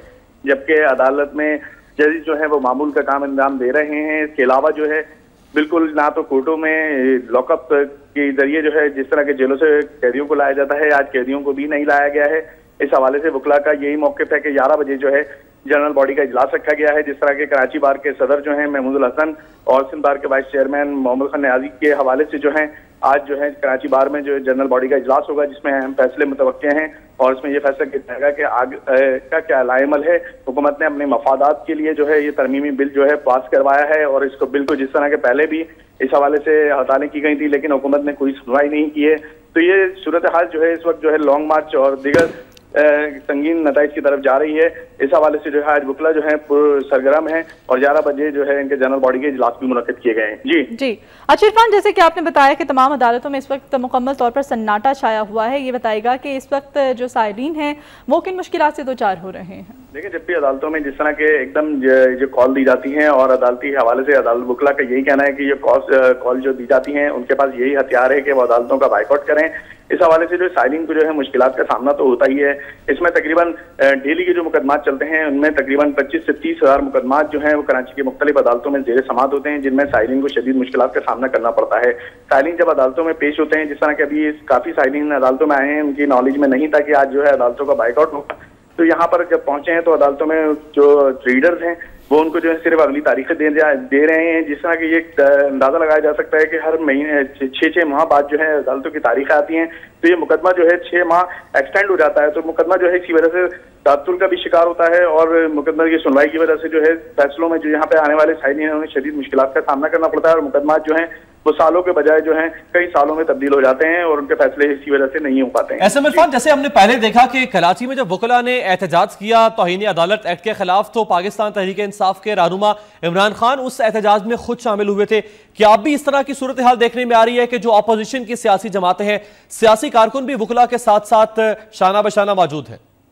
जिस तरह की जिस तरह पहले जब ये कॉल दी गई थी तो उसमें तहरीक इंसाफ के चेयरमैन इमरान खान जो है वो यहाँ पर कराची बार में आए थे और उन्होंने यहाँ से जलसे से खिताब भी किया था और वकला के साथ इजहार यकजहती के लिए उन्होंने जो कराची सिटी कोर्ट से लेकर जो है एमए जनरल रोड तक उनमें रैली में भी शामिल रहे और धरने में भी शामिल रहे और उनका ये मकसद था कि अदलिया को जो है आज़ाद रहना चाहिए और अदलिया के खिलाफ जो है फैसले जो किए जा रहे हैं और सेनेट में जो बिल पास किए जा रहे हैं उनके वो शदीद मुखालफत करते हैं। इसी तरह जो है अभी ये नेट जो जिस तरह के बनाया जाएगा लाएबल, तो इसमें सियासी रहनुमाओं से जिस तरह की लॉन्ग मार्च चली थी तो उसमें सिविल सोसाइटी और दीगर सियासी रहनुमाओं और कारकुनान और दीगर लोगों से जो है समाजी कारकुनान के हवाले से जो है वो पहले कैंपेन चलाई गई थी, तो इसी तरह की तवक्को जो है जनरल बॉडी के इजलास में तवक्को की जा रही है कि इसी तरह की कैंपेन दोबारा चलाई जाएगी और लॉन्ग मार्च की तरफ जो है ये सूरत हाल दोबारा जाएगी। बहुत शुक्रिया इरफान तमाम तफसीलात से हमें आगाह करने के लिए।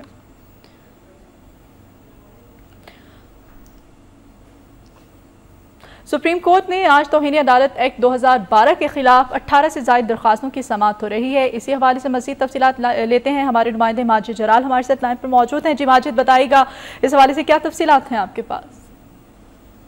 हाँ जी मदिया, बिल्कुल जिस तरह के सुप्रीम कोर्ट ऑफ पाकिस्तान में 18 से ज़ायद दरख्वास्तें जो है वो तौहीन अदालत एक्ट 2012 को चैलेंज करते हुए दायर की गई थी और इन तमाम दरख्वास्तों में जो दरख्वास्त गुजारों की जानिब से मौक़िफ़ अपनाया गया था कि इस कानून को कलअदम करार दिया जाए, क्योंकि ये न सिर्फ अदलिया के इख्तियारात को सलब करता है बल्कि ये तमाम जो बुनियादी हकूक़ हैं उनके भी मुनाफी है और इसके साथ साथ आइन की बुनियादी शिकों के भी मुनाफी है। ताहम आज इन 18 दरख्वास्तों की समाअत जो है वो कुछ देर बाद शुरू होने वाली है। चीफ जस्टिस इफ्तिखार मोहम्मद चौधरी की सरबराही में 5 रुकनी लार्जर बेंच इन तमाम दरख्वास्तों की समाअत के लिए तश्कील दिया गया है।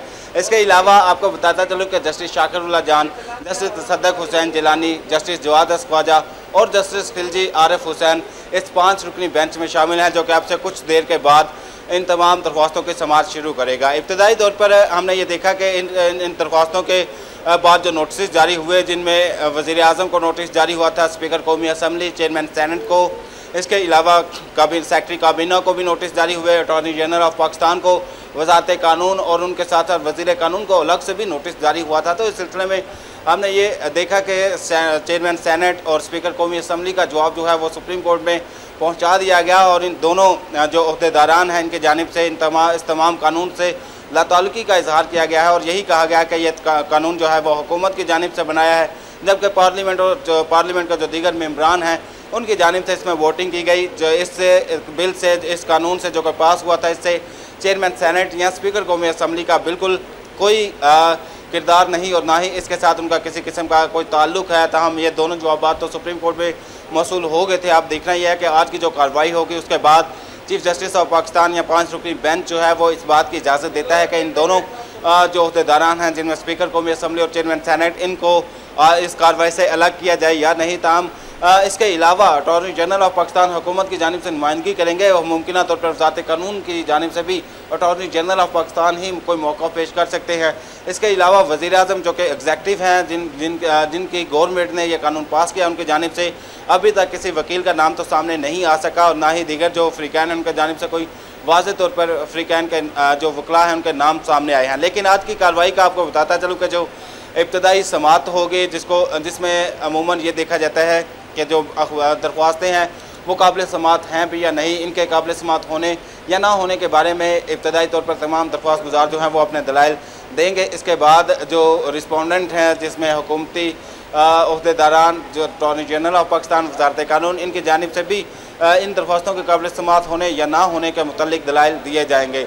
लेकिन अमूमन ये भी देखा गया है कि इस तरह के जो बड़े मामलात होते हैं इनमें मेंटेनेबिलिटी का मामला और इसके साथ साथ जो दरख्वास्त की बाज़ाब्ता समाअत होती है ये इकट्ठा चलता है, और जब हतमी फैसला सुप्रीम कोर्ट की जानिब से जारी किया जाता है तो उसमें उन दरख्वास्तों को काबिल समाअत करार दिए जाने की वजूहात भी बयान की जाती हैं और उसके बाद जो फैसला दिया जाता है उसका भी जिक्र तफसीली फैसले में किया जाता है। ताहम आप देखना यह है कि आपसे कुछ देर के बाद जब इस केस की समाअत होगी तो मज़ीद क्या रुख ये केस इख्तियार करेगा। जी माजिद, तौहीनी अदालत एक्ट के अलावा और कौन से अहम केसेज हैं जिनकी आज सुप्रीम कोर्ट में समाअत होगी?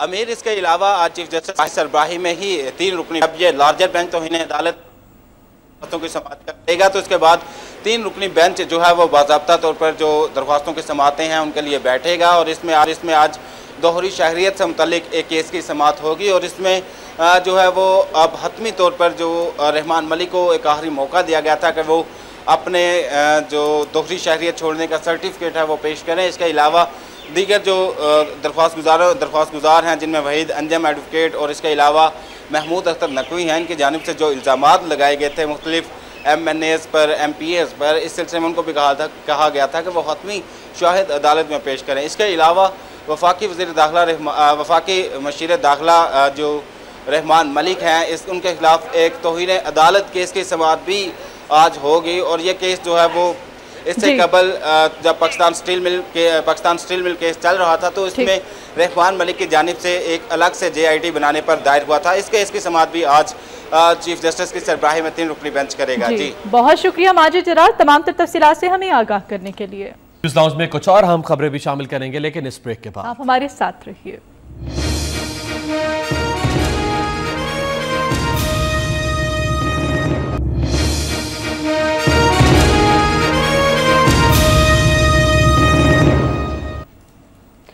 बिजली के शॉर्टफॉल में इजाफे के साथ बिजली का बहरान एक बार फिर शदीद हो गया। हुकूमती दामों के बावजूद रोजादार सहरो अफ्तार में भी लोड शेडिंग का अजियतनाक अजाब झेलने पर मजबूर हैं। हुक्काम के मुताबिक बिजली के शॉर्टफॉल में एक मरतबा फिर इजाफा हो गया है जिसके बायस से एक मरतबा फिर शदीद गर्मी में बदतरीन लोड शेडिंग का सिलसिला शुरू हो गया है। लोड शेडिंग के बढ़ते ही रोजादार एक अजियतनाक इम्तिहान में मुब्तला हो गए हैं। शदीद गर्मी और हब्स के मौसम में बिजली की बार बार और तवील बंदिश ने दिन के साथ साथ रातों का आराम भी छीन लिया है। हुकूमती दामों के बावजूद कई शहरों में सहर और इफ्तार के औकात में लोड शेडिंग की गई। शॉर्टफॉल बढ़ने से शहरों में 12 से 14 और देहात में 16 से 18 घंटे की लोड शेडिंग जारी है जिसके बायस लोगों को शदीद मुश्किलात का सामना है। विफाकी दारुल हुकूमत में आइस्को हुक्काम की जानिब से गैर एलानिया बंदिश का सिलसिला उरूज पर पहुंच गया। इस्लामाबाद के मुख्तलिफ इलाकों में सुबह 9 बजे से बिजली बंद रहने पर लोगों को छुट्टी के रोज शदीद परेशानी का सामना करना पड़ा। तकनीकी खराबी के बायस चश्मा न्यूक्लियर के 2 पावर प्लांट्स बंद कर दिए गए जिससे सिस्टम में 650 मेगावाट बिजली की पैदावार बंद हो गई है। वजारत पानी और बिजली के एनर्जी मैनेजमेंट सेल के मुताबिक चश्मा के दोनों न्यूक्लियर पावर प्लांट्स तकनीकी खराबी का शिकार हो गए हैं। प्लांट्स बंद होने की वजह से 650 मेगावाट बिजली सिस्टम से आउट हो जाने पर मुल्क भर में तवानाई बहरान में मजीद इजाफा हो गया है। वजारत पानी और बिजली के मुताबिक एक प्लांट पीर की शाम जबकि दूसरा आइंदा 72 घंटों में दोबारा काम शुरू कर देगा। एनर्जी मैनेजमेंट सेल ने अवाम से अपील की है कि मौजूदा सूरत हाल के मद्देनजर रखते हुए बिजली के इस्तेमाल को कम से कम किया जाए ताकि मजीद लोड शेडिंग ना करना पड़े।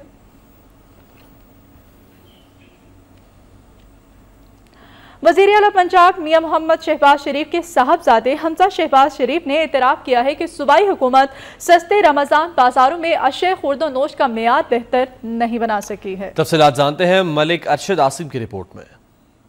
पंजाब हुकूमत की जानिब से सस्ते रमजान बाजारों में सब्सिडाइज चीजों की फराहमी यकीनी बनाने के लिए 4 अरब रुपए की रकम मुख्तस की गई है। दूसरी जानब हकीकत यह है कि इन रमजान बाजारों में अशिया का मेयार इंतहाई नाकस है जिसका इतराफ वज़ीर आला पंजाब के साहबजादे हमजा शहबाज शरीफ खुद भी बरमला करते हैं। जहाँ तक क्वालिटी की बात है, जैसे आप देख रहे हैं, मैंने लोगों से पूछा है, कुछ क्वालिटी बेहतर है, कहीं पर क्वालिटी थोड़ी सी खराब है। सस्ते रमजान बाजारों में अशिया खुर्दनोश के नाकस म्यार पर शहरियों और मुतलका हुकाम के दरमियान तकरार मामूल बन चुका है, हत्ता के बाज़ औक़ात नौबत हाथापाई तक भी जा पहुँचती है।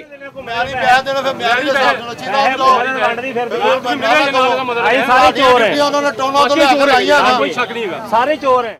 सस्ते रमजान बाजारों में हुकूमत का ऐलान करदा रिलीफ तो कहीं नजर नहीं आता, लेकिन वहाँ वालिदैन के साथ आने वाले बच्चों का दिल बहलाने के लिए झूलों का जरूर खास इंतजाम किया गया है। शहरियों का कहना है कि चीजों का म्यार बेहतर बनाने के लिए तमाम तरह हुकूमती दावे झूठ पर मबनी हैं। अगर हुकूमत संजीदा हो तो हर काम ठीक हो सकता है। जो चीजें है ना, आप खुद देखें जरा, इतनी क्वालिटी खराब है कि बंदे का दिल नहीं करता। फिर इतनी गर्मी में आने का फायदा क्या अगर कोई अच्छी चीज न मिले। अरबाब इख्तियार सस्ते रमजान बाजारों के तूफानी दौरे करके अवाम में ये तासर पैदा कर रहे हैं कि वो अवाम की खिदमत के लिए दिन रात एक कर रहे हैं, मगर अवामी राय में हुक्मरानों की कारकर्दगी फोटो सेशन से ज्यादा कुछ नहीं। सस्ते रमजान बाजारों में नाकस अशिया की खरीदो फरोख्त के बारे में अरबाब इख्तियार मुकम्मल आगाही रखते हैं, मगर इसके बावजूद उनकी जानिब से अमली तौर पर इकदाम ना उठाए जाना सवालिया निशान है।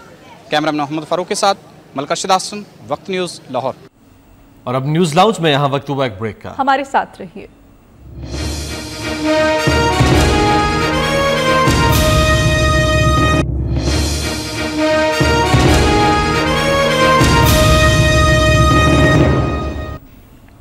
ब्रेक के बाद खुशामदीद। कुछ बात कर लेते हैं माह मुक़द्दस रमज़ान मुबारक के हवाले से। रमज़ान मुबारक के रोज़े एक तरफ इंसान के अपने रब से ताल्लुक़ को मजबूत करते हैं, तो दूसरी जानिब सहर और अफ्तार में मतवाज़न खाना इंसानी सेहत को बेहतर बनाता है। तफसीलात बता रहे हैं तारिक महमूद मलिक।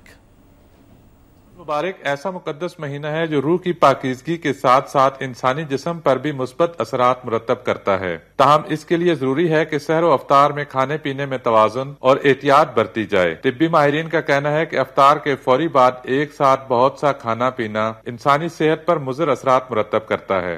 खाना वो होता है जो भूख रख के खाएं, ठीक है।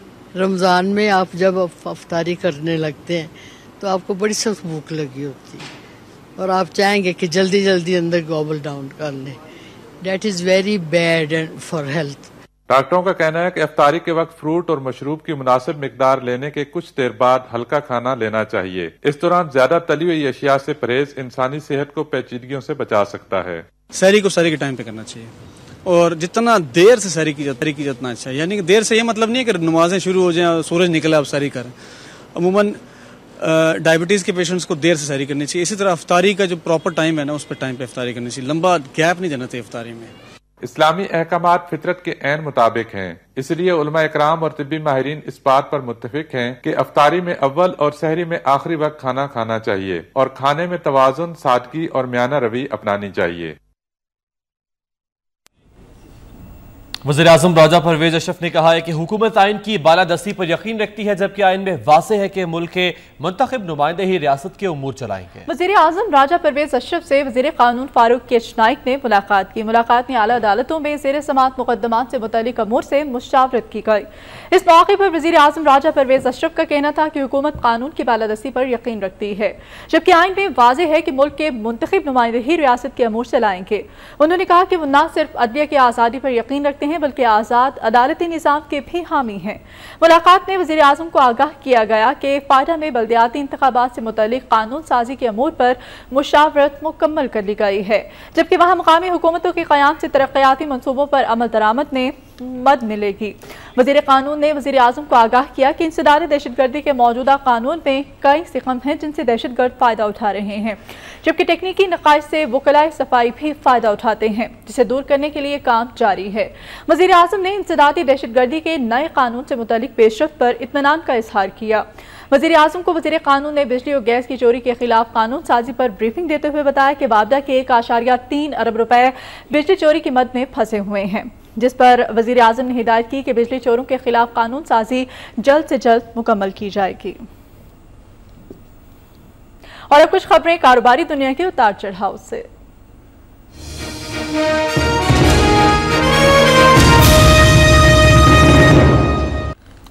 बात करते हैं कराची स्टॉक एक्सचेंज की, जिसमें आज कारोबारी हफ्ते के आगाज पर मुस्बत रुझान देखा जा रहा है। मजीद बात करते हैं कराची स्टॉक एक्सचेंज से अपने नुमाइंदे मोहम्मद आसिफ से। आसिफ, आज कारोबारी हफ्ते का पहला रोज है, आगाज भी मुस्बत है, मजीद क्या तफसीलात है? आज हम देख रहे हैं कि 6 पॉइंट्स के साथ मार्केट ने अपना आगाज लिया और सिर्फ 11 पॉइंट्स का इजाफा शो कर सकी है। इंडेक्स इस वक्त 14,375 पॉइंट्स की सतह पर ट्रेड करता हुआ नजर आ रहा है। मार्केट में हमने देखा था कि काफी महदूद हो गई है एक्टिविटी और ये ना सिर्फ इस रमजान में बल्कि गुज़िश्ता जितने भी रमजान है मार्केट का यही सिनेरियो रहता है, क्योंकि एक तो ड्यूरेशन कम कर दिया जाता है, जो 3:30 बजे आम दिनों में मार्केट बंद होती थी अब रमजान में 2 बजे बंद होगी। इस तरीके से सरमायाकारों का भी रुझान थोड़ा सा कम हो जाता है। एक ये वजह है कि आज कारोबार के आगाज से अब तक तकरीबन 20 मिनट ट्रेडिंग हो चुकी है, लेकिन अगर हम वॉल्यूम देखें तो 12 से 13 लाख शेयर्स के सौदे हुए हैं। आम दिनों में ये सौदे पहले 5 मिनट के दौरान ही हो जाते थे, तो काफी महदूद एक्टिविटी है मार्केट में, बहुत लिमिटेड स्टॉक्स में एक्टिविटी विटनेस की जा रही है। एक वजह रमजान है, दूसरी सबसे बड़ी वजह ये भी है सरमायाकारों के मोहतात रवैये का। अगर रमजान नहीं भी होता तो भी एक्टिविटी इन 1-2 दिन इसी तरीके से महदूद रहती है। इसकी बेसिक वजह यह है कि आज जैसे तौहीन अदालत केस की समाअत है और इसी तरह 25 तारीख को वजीर आजम के NRO अमल दरामद केस की समाअत है। इस तरह की ये जो पॉलिटिकल साइड पे इश्यूज हैं, इसको लेके मार्केट जो है वो आज एक्सपेक्टेड भी यही है कि काफी ज्यादा लिमिटेड रहेगी, काफी एक्टिविटी आज मार्केट में कम रहने की तवक्को है और इन्वेस्टर्स का भी यही कहना है कि 25 तारीख तक तमाम इन्वेस्टर्स नई सरमायाकारी से गुरेज करने को तरजीह देंगे। जी बहुत शुक्रिया मोहम्मद आसिफ, हमें कराची से अपडेट कर रहे थे। और शहर और नगर के हालात और वाक़यात आज हम देखेंगे खैबर से कराची तक में।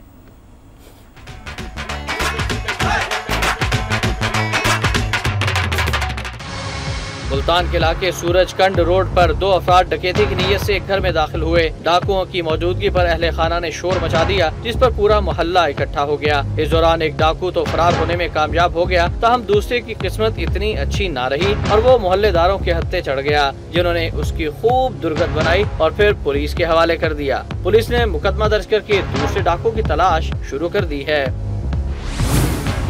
मुल्तान में हंगामी प्रेस कॉन्फ्रेंस करते हुए मुस्लिम लीग नून यूथ विंग पंजाब के नायब सदर शहजाद भुट्टा ने कहा है कि NA 151 के इंतखाब में झक्कड़पुर के पोलिंग स्टेशन नंबर 6 पर शौकत बोसन को 2200 वोट मिले, ताहम इलेक्शन कमीशन ने उन्हें कम करके सिर्फ 1001 बताया। शहजाद भुट्टा ने मुतालबा किया कि पूरे हल्के के रिजल्ट चेक किए जाएं तो दूध का दूध और पानी का पानी हो जाएगा। बहावलपुर में नादरा और यूनाइटेड नेशन पॉपुलेशन फंड के बाहमी इश्तराक से यूनियन काउंसिल सेक्रेटरीज की ट्रेनिंग वर्कशॉप हुई। ट्रेनिंग में नादरा की तरफ से बनाए गए नए सॉफ्टवेयर को मुतारिफ करवाया गया। मेहमान खुसूसी director local government Bahawalpur division ने प्रोजेक्ट की कामयाबी पर नादरा की खिदमात को सराहा और ट्रेनिंग के इनकाद पर यूनाइटेड नेशन पॉपुलेशन फंड को खिराज तहसीन पेश किया। गुजरांवाला में नुमानिया रोड पर फ्रिज रिपेयरिंग शॉप पर जोरदार सिलेंडर धमाका हुआ। धमाके के नतीजे में 2 अफराद बुरी तरह जख्मी हो गए। धमाके की आवाज सुनकर लोगों की बड़ी तादाद मौके पर पहुंच गई और रेस्क्यू एहलकारों को तलब कर लिया, जिन्होंने दोनों जख्मियों को तिब्बी इमदाद की फराहमी के लिए डिस्ट्रिक्ट अस्पताल मुंतकिल किया। गुजरांवाला का रहायशी सलीम हाशमी अपने बीवी बच्चों के हमरा 2 रोज कबल रिश्तेदारों से मिलने के लिए गया तो जाते हुए अपनी 55 साला बहन सबीला परवीन को घर पर नजरबंद कर गया। 2 रोज तक भूखी प्यासी रहने के बाद सबीला की तबीयत खराब हो गई, जिस पर उसने शोर मचा दिया। अहले मोहल्ला ने घर के बाहर ताला देखकर थाना बागवानपुरा पुलिस को इत्तला दी, जिस पर पुलिस ने घर का ताला तोड़कर परवीन को बाजियाब करवा लिया। बागवानपुरा पुलिस ने सबीला बीवी को हमसाये के घर मुंतकिल कर दिया। पुलिस का कहना है कि सबीला बीवी की जानिब से दरख्वास्त मौसूल होते ही उसके भाई सलीम के खिलाफ कार्रवाई शुरू कर दी जाएगी। हाफिजाबाद में बड़े भाई से मामूली रंजिश पर 3 मुल्जिमान ने 4th क्लास के तालिब इल्म का गला दबाकर उसे जान से मार दिया। यही नहीं, मुल्जिमान ने मासूम बच्चे की लाश बगैर कफन के गड्ढा खोद कर दफना दी। मकतूल के वरसा की निशानदही पर पुलिस थाना कसोकी ने मुल्जिम राशिद को गिरफ्तार कर लिया, जिसने कत्ल का एतराफ करते हुए गड्ढे में दफन की गई लाश की निशानदही की, जिसके बाद पुलिस ने लाश बरामद करके पोस्टमार्टम के लिए डिस्ट्रिक्ट अस्पताल पहुँचा दी। सियालकोट में हजारों की आबादी पर मुश्तमिल दीनपुरा के इलाके के मकीन अधूरे तरक्याती मनसूबाजात की वजह से सख्त मुश्किलात का शिकार हैं। तहसील म्यूनिसिपल एडमिनिस्ट्रेशन ने इलाके की तामीर और तरक्की के लिए जो मनसूबाजात शुरू किए वो 6 माह से ताखीर का शिकार हैं, जिसकी वजह से दीनपुरा की गलियों में गंदा पानी खड़ा है। बल्कि सीवरेज सिस्टम के लिए खुदाई तो की गई, लेकिन आज तक गड्ढे बंद न किए गए। इलाका मकीनों ने सूरत हाल का फौरी तौर पर नोटिस लेने का मुतालबा किया है। खैरपुर के करीब कौमी शाहराह पर कार और मजदा में तसादुम के नतीजे में खातून मौके पर ही जाँ बहक हो गयी, जबकि 2 बच्चों समेत 4 अफराद जख्मी हो गए। जख्मियों और जाँ बहक होने वालों को फौरी तौर पर तिब्बी इमदाद के लिए अस्पताल मुंतकिल किया गया। पुलिस ने इब्तदाई कार्रवाई के बाद नाश बुरसा के हवाले कर दी। कंदकोट में रमजानुल मुबारक की आमद पर डिप्टी कमिश्नर मुनव्वर मिठियानी के हुक्म पर मुख्तियारकार बशीर कंडरानी ने मुनाफाखोरों के खिलाफ कार्रवाई की, जिसमें 10 मुनाफाखोरों को गिरफ्तार कर लिया और 3 से 5,000 रुपए तक जुर्माने आयद किए गए। मुख्तियारकार बशीर अहमद ने मीडिया से गुफ्तगू करते हुए कहा कि रमजानुल मुबारक में जो भी सब्जियों, गोश्त और दीगर अशिया पर मार्केट से ज्यादा रेट लेगा, उसके खिलाफ कार्रवाई की जाएगी।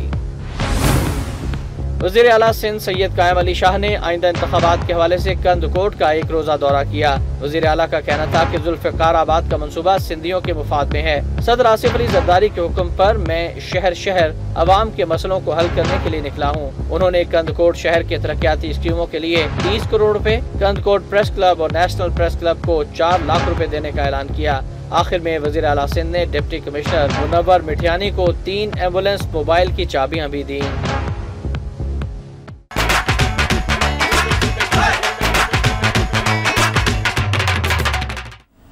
इंटरनेशनल राउंड अप में बात करते हैं। अफगानिस्तान में फौजी वर्दी में मलबूस शख्स की फायरिंग से अमरीकी फौज के 3 कंट्रैक्टर की हलाकत और थाईलैंड में इंडस्ट्री को सैलाब से बचाने के लिए हिफाजती दीवार की तामीर के बारे में।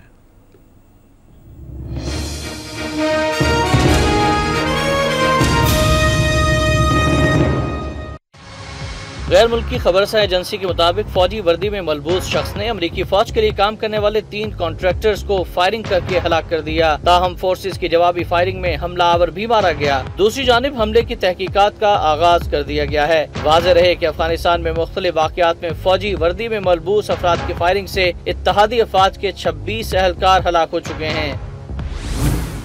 थाईलैंड में इंडस्ट्री को सैलाब से बचाने के लिए हिफाजती इक़दामात शुरू कर दिए गए हैं। थाईलैंड में गुज़श्ता बरस सैलाब ने 1000 फैक्ट्रियों को नुकसान पहुंचाया था, जिसमें ऑटो सेक्टर को $2 अरब का नुकसान उठाना पड़ा था। अहम इंडस्ट्रियल जोन के अतराफ सैलाब से बचाव के लिए 15 फुट ऊंची जबकि 6 मील लंबी दीवार तामीर की जा रही है। इंश्योरेंस कंपनीज के मुताबिक बहुत सी फैक्ट्रीज बंदरगाह के करीब और माजी में सैलाब की मालूमात हासिल किए बगैर बनाई जाती हैं, जिससे ज्यादा नुकसान का सामना करना पड़ता है। मैक्सिको में मुसल्लह अफराद की फायरिंग से 4 पुलिस एहलकारों समेत 5 अफराद हलाक हो गए। मैक्सिकन मीडिया के मुताबिक जदीद तरीन खुदकार हथियारों से लैस 50 मुसल्लह अफराद के गैस स्टेशन पर हमले के बाद करीबी पुलिस स्टेशन से मदद के लिए बुलाए गए 3 पुलिस एहलकार और 1 ट्रक ड्राइवर भी गोलियों का निशाना बन गए। उधर मरने वाले अफराद में मैक्सिको की एक स्टेट का पुलिस चीफ भी शामिल है। मुसल्लह अफराद ने जाने से कबल पुलिस की मुताबिक गाड़ियों को आग लगा दी। दूसरी जानिब फोर्सेज ने इलाके का मुहासिरा करके मुसल्लह अफराद की तलाश का काम शुरू कर दिया है। वाज़ेह है कि मैक्सिको में सदर फिलिप कैल्ड्रोन के मनशियात के स्मगलरों और जराइम पेशा अफराद के खिलाफ ऑपरेशन में 50,000 अफराद मारे जा चुके हैं। चीन में बहादुर पुलिस मैन ने सैलाब में फंसे लोगों की जान बचाते हुए अपनी जान कुर्बान कर दी। बीजिंग में इस जांबाज को खिराज अकीदत पेश करने के लिए योम सोग मनाया गया। चीन की दारुल हुकूमत बीजिंग में शदीद सैलाब के दौरान लोगों को निकालते हुए बहादुर पुलिस अफसर करंट लगने के बायस हलाक हो गया। 40 साला ली फेंग होंग की हलाकत पर बीजिंग के शहरियों और उसके गाँव के लोगों ने सोग मनाया। इस मौके पर हर आंख अश्कबार थी, जबकि इस जांबाज को खिराज अकीदत भी पेश किया गया। लोगों ने ली फेंग की तस्वीर पर फूल भी चढ़ाए। इस मौके पर लोगों का कहना था कि मुतवफ़ी एहलकार उनका हीरो था, जिसने अपनी जान कुर्बान करके सैलाब में फंसे दर्जनों अफराद की जान बचाई। नॉर्वे के इंतहापसंद आंद्रे ब्रेविक के हाथों 69 मुसलमानों समेत 77 अफराद की हिलाकत की पहली बरसी पर दुआया तकरीब का एहतमाम किया गया, जिसमें नॉर्वेजन बादशाह और वजीर आजम समेत हजारों अफराद ने शिरकत की। दारुल हुकूमत ओस्लो में गवर्नमेंट हेडक्वार्टर्स के बाहर होने वाली यादगारी तकरीब में बादशाह हेरोल्ड और वजीर आजम जीन स्टोल्टनबर्ग समेत हजारों अफराद ने 1 साल कबल मारे जाने वाले अफराद के लिए दुआ की। तकरीब में मरने वालों के लिए फूल रखे गए, जबकि मिलिट्री बैंड ने रिवायती अंदाज में ड्रम और फ्लोट भी बजाया। तकरीब से खिताब करते हुए वज़ीर आज़म स्टोल्टनबर्ग का कहना था कि आंद्रे ब्रेविक ने हथियार के इस्तेमाल से 77 अफराद को कत्ल करके नॉर्वेजन मुआशरे को नाकाबिले तलाफी नुकसान पहुँचाया। बरसी के मौके पर मुल्क के मुख्तलिफ चर्चों में भी दुआया तकरीबात मुनक्किद हुई। इसके अलावा मरने वालों की याद में दारुल हुकूमत ओस्लो में एक कॉन्सर्ट का एहतमाम भी किया गया।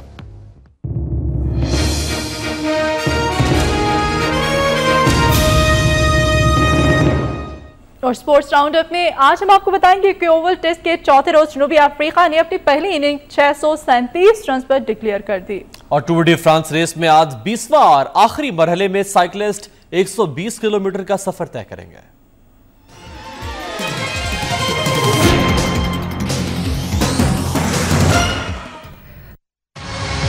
टूर डी फ्रांस रेस में आज 20वें और आखिरी मरहले में साइकिलिस्ट 120 किलोमीटर का सफर तय करेंगे। 30 जून को शुरू होने वाली इस रेस के 19वें मरहले में बरतानवी खिलाड़ी ब्रैडले विगिंस ने 53.5 किलोमीटर का टाइम ट्रायल 1 घंटा 4 मिनट और 13 सेकंड में तय करके अपने नाम कर लिया था। 19वें मरहले में इंग्लिश साइकिलिस्ट क्रिस फ्रोम ने 1 मिनट और 16 सेकंड के फर्क से दूसरी पोजीशन हासिल की। रेस में मजमूई बर्तरी भी ब्रैडले विगिंस को हासिल है, जबकि दूसरी पोजीशन पर क्रिस फ्रोम विराजमान है, जबकि दिफाई चैंपियन ऑस्ट्रेलिया के कैडल एवॉन्स 15 मिनट और 51 सेकंड्स के फर्क के साथ 7वीं पोजीशन पर चले गए हैं। बरतानिया के मुख्तलिफ शहरों का सफर करने के बाद ओलंपिक मिशेल लंदन पहुंच चुकी है, जहां इसका हर जगह इस्तकबाल किया जा रहा है। रंगारंग डांस शो ने मिशेल की शान और बढ़ा दी है। लंदन के इलाके ग्रीन एच से ओलंपिक मिशेल के सफर का आगाज हुआ, जहां नताशा सिन्हा ने सबसे पहले मिशेल थामी। हफ्ता भर जारी इस सफर में मिशेल को शहर के मुख्तलिफ बाजारों से गुजार कर ओलंपिक स्टेडियम पहुँचाया जाएगा, जहाँ एक जबरदस्त इफ्तिताही तकरीब होगी।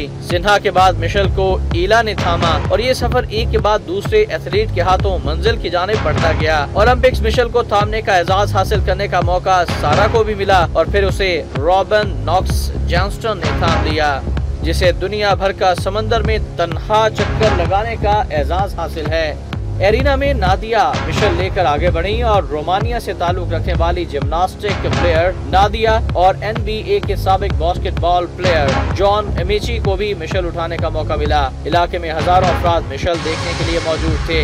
न्यू हैम शो मुकामी अफराद के लिए यादगार लम्हा बन गया है। इंग्लिश सिंगर फिलोमा फेथ भी मिशेल थामने वालों में शामिल थी। लंदन में ओलंपिक्स की आमद से कबल बरतानवी और ब्राजीलियन फनकारों ने परफॉर्म करके यकजहती का इजहार किया।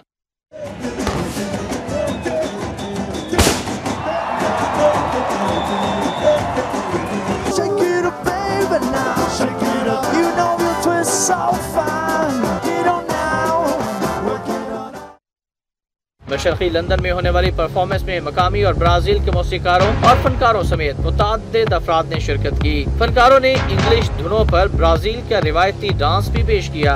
सकाफती शो के मौके पर कुछ फनकारों ने रिवायती मास्क पहनकर भी परफॉर्मेंस दी, जिन्हें खराजे तहसीन पेश करने के लिए लोगों की एक बड़ी तादाद भी मौजूद थी। इस मौके पर आतिशबाजी का भी मुजाहरा किया गया। ब्राजील के फनकार लियांद्रो का कहना था कि 2016 में होने वाली ओलंपिक्स गेम्स ब्राजील में होंगी और इस परफॉर्मेंस का मकसद लंदन और ब्राजील के दरमियान एक पुल बनाना है। ओवल टेस्ट के चौथे रोज जनूबी अफ्रीका ने अपनी पहली इनिंग्स 637 रन पर डिक्लेयर कर दी। हाशिम आमला ट्रिपल सेंचुरी बनाने वाले जनूबी अफ्रीका के पहले बल्लेबाज बन गए हैं। इंग्लैंड को इनिंग्स की शिकस्त से बचने के लिए मजीद 150 रन दरकार हैं, जबकि उसकी 6 विकेटें अभी बाकी हैं। खेल के चौथे रोज की खास बात हाशिम आमला की ट्रिपल सेंचुरी और जैक कैलिस की सेंचुरी थी। इन दोनों बल्लेबाजों के दरमियान तीसरी विकेट के लिए 377 रन की रिकॉर्ड शराकत बनी। चौथे रोज जनूबी अफ्रीका ने 2 विकेटों के नुकसान पर 403 रन से इनिंग्स शुरू की तो हाशिम आमला ने डबल सेंचुरी बआसानी पूरी कर ली, जिसके बाद उम्दा बल्लेबाजी का सिलसिला जारी रखते हुए अपने कैरियर के साथ साथ जनूबी अफ्रीका की तरफ से भी पहली ट्रिपल सेंचुरी स्कोर कर डाली। जैक कैलिस ने कैरियर की 43वीं सेंचुरी मुकम्मल की और 182 रन बनाकर नॉट आउट हुए। जनूबी अफ्रीका ने इंग्लिश बॉलर्स का भुरकस निकालने के बाद 2 विकेटों पर 637 रन बनाकर अपनी इनिंग डिक्लेयर कर दी, जिसके बाद इंग्लैंड ने दूसरी इनिंग्स का आगाज किया। चौथे रोज इंग्लैंड ने 4 विकेटों के नुकसान पर 102 रन स्कोर किए। साउथ अफ्रीका की जानिब से फ्लेंडर ने कुक, स्टेन ने ट्राउट, मॉर्कल ने पीटरसन और इमरान ताहिर ने स्ट्रॉस को आउट किया। इंग्लैंड आज आखिरी रोज के खेल का आगाज 102 रन के साथ करेगा, जबकि इनिंग्स की शिकस्त से बचने के लिए इंग्लैंड को मजीद 150 रन दरकार हैं।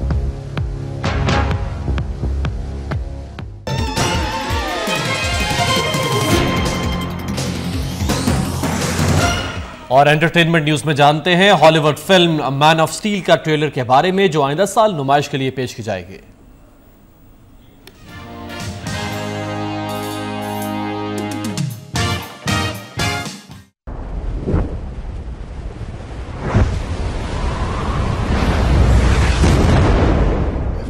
decide what kind of man you want to grow up to be.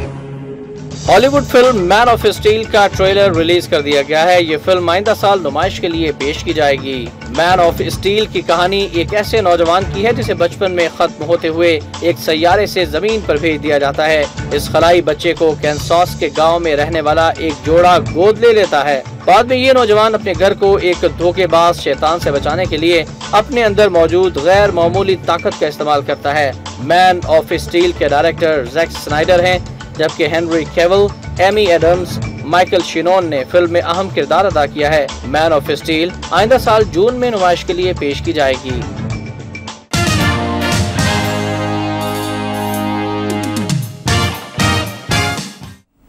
और अब हम आपको दिखाते हैं कुछ दिलचस्प और अजीब वाक़या।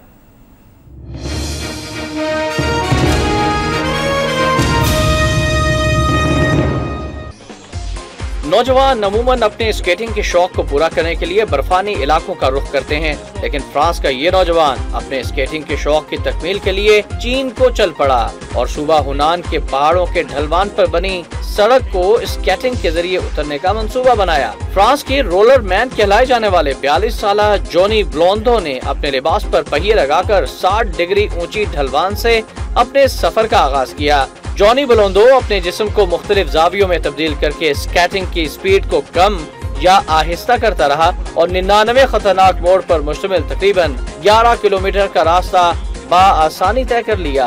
फ्रांसीसी नौजवान के इस अनोखे सफर की कामयाबी पर मौके पर मौजूद अफराद ने आतिशबाजी का मुजाहरा करके उसे दाद दी। Everything's still okay. And the dust, this dust is wheel dust. It's come from the roof. शिमाल मगरबी चीन में पेश आने वाले वाक़े को देखकर इस बात पर ईमान मजीद पुख्ता हो जाता है कि मौत का एक वक्त मुकर्रर है। वक्त से कबल ना बाद इंसान मौत के शिकंजे में नहीं आ सकता। गांसू सूबे में डोंग जीनान नामी चीनी शख्स 30 टन कोयला ट्रक पर लदे अपनी मंजिल की जानिब गामजन था कि ट्रक गाड़ी से टकराने के बाद कलाबाजी खाते हुए नदी पर बने 10 मीटर बुलंद पुल के किनारे अटक गया। ट्रक ड्राइवर की खुशकिस्मती कि उसकी टांग ट्रक में फंस गई और वो सर के बल पुल पर लटक गया। ड्राइवर ने ट्रक के एक रॉड को भी मजबूती से थाम लिया और 3 घंटे तक इसी पोजीशन में लटका रहा। रेस्क्यू टीम के एक रुकन ने अपने जिस्म से रस्सी बांधकर ड्राइवर को मौत के मुंह से बाहर निकाला। न्यूयॉर्क के सैंडी बीच पर रेत से मुजस्मा साजी का सालाना 22वां मुकाबला मुनक्किद किया गया, जिसमें शायकीन की दिलचस्पी दीदा ज़ेब थी। मुजस्समे बनाने में माहिर फनकार इस मुकाबले में शिरकत के लिए सुबह से ही साहिल पर आना शुरू हो गए थे। एक मुजस्मा साज सी शॉन का कहना था कि मुजस्समा साजी हर कोई कर सकता है, मगर इन सब चीजों का इन्हिसार प्रैक्टिस पर होता है कि कौन गीली मिट्टी के साथ ज्यादा अच्छा मुजस्मा बना सकता है। मुकाबले में एक ऐसे ग्रुप ने भी हिस्सा लिया जो 2004 से मुजस्मा साजी में मसरूफ है।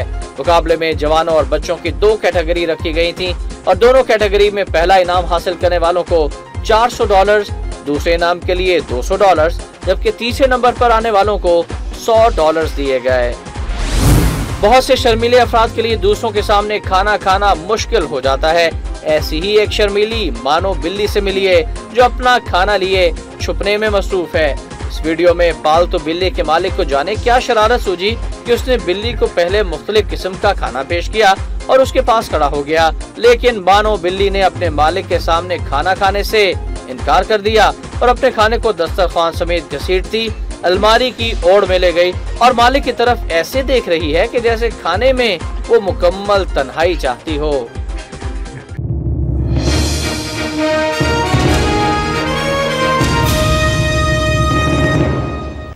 न्यूज़ लॉन्च से आज तक के लिए इतना ही। मुझे मदीहा फखर और अमीर अब्बास को इजाजत दीजिए।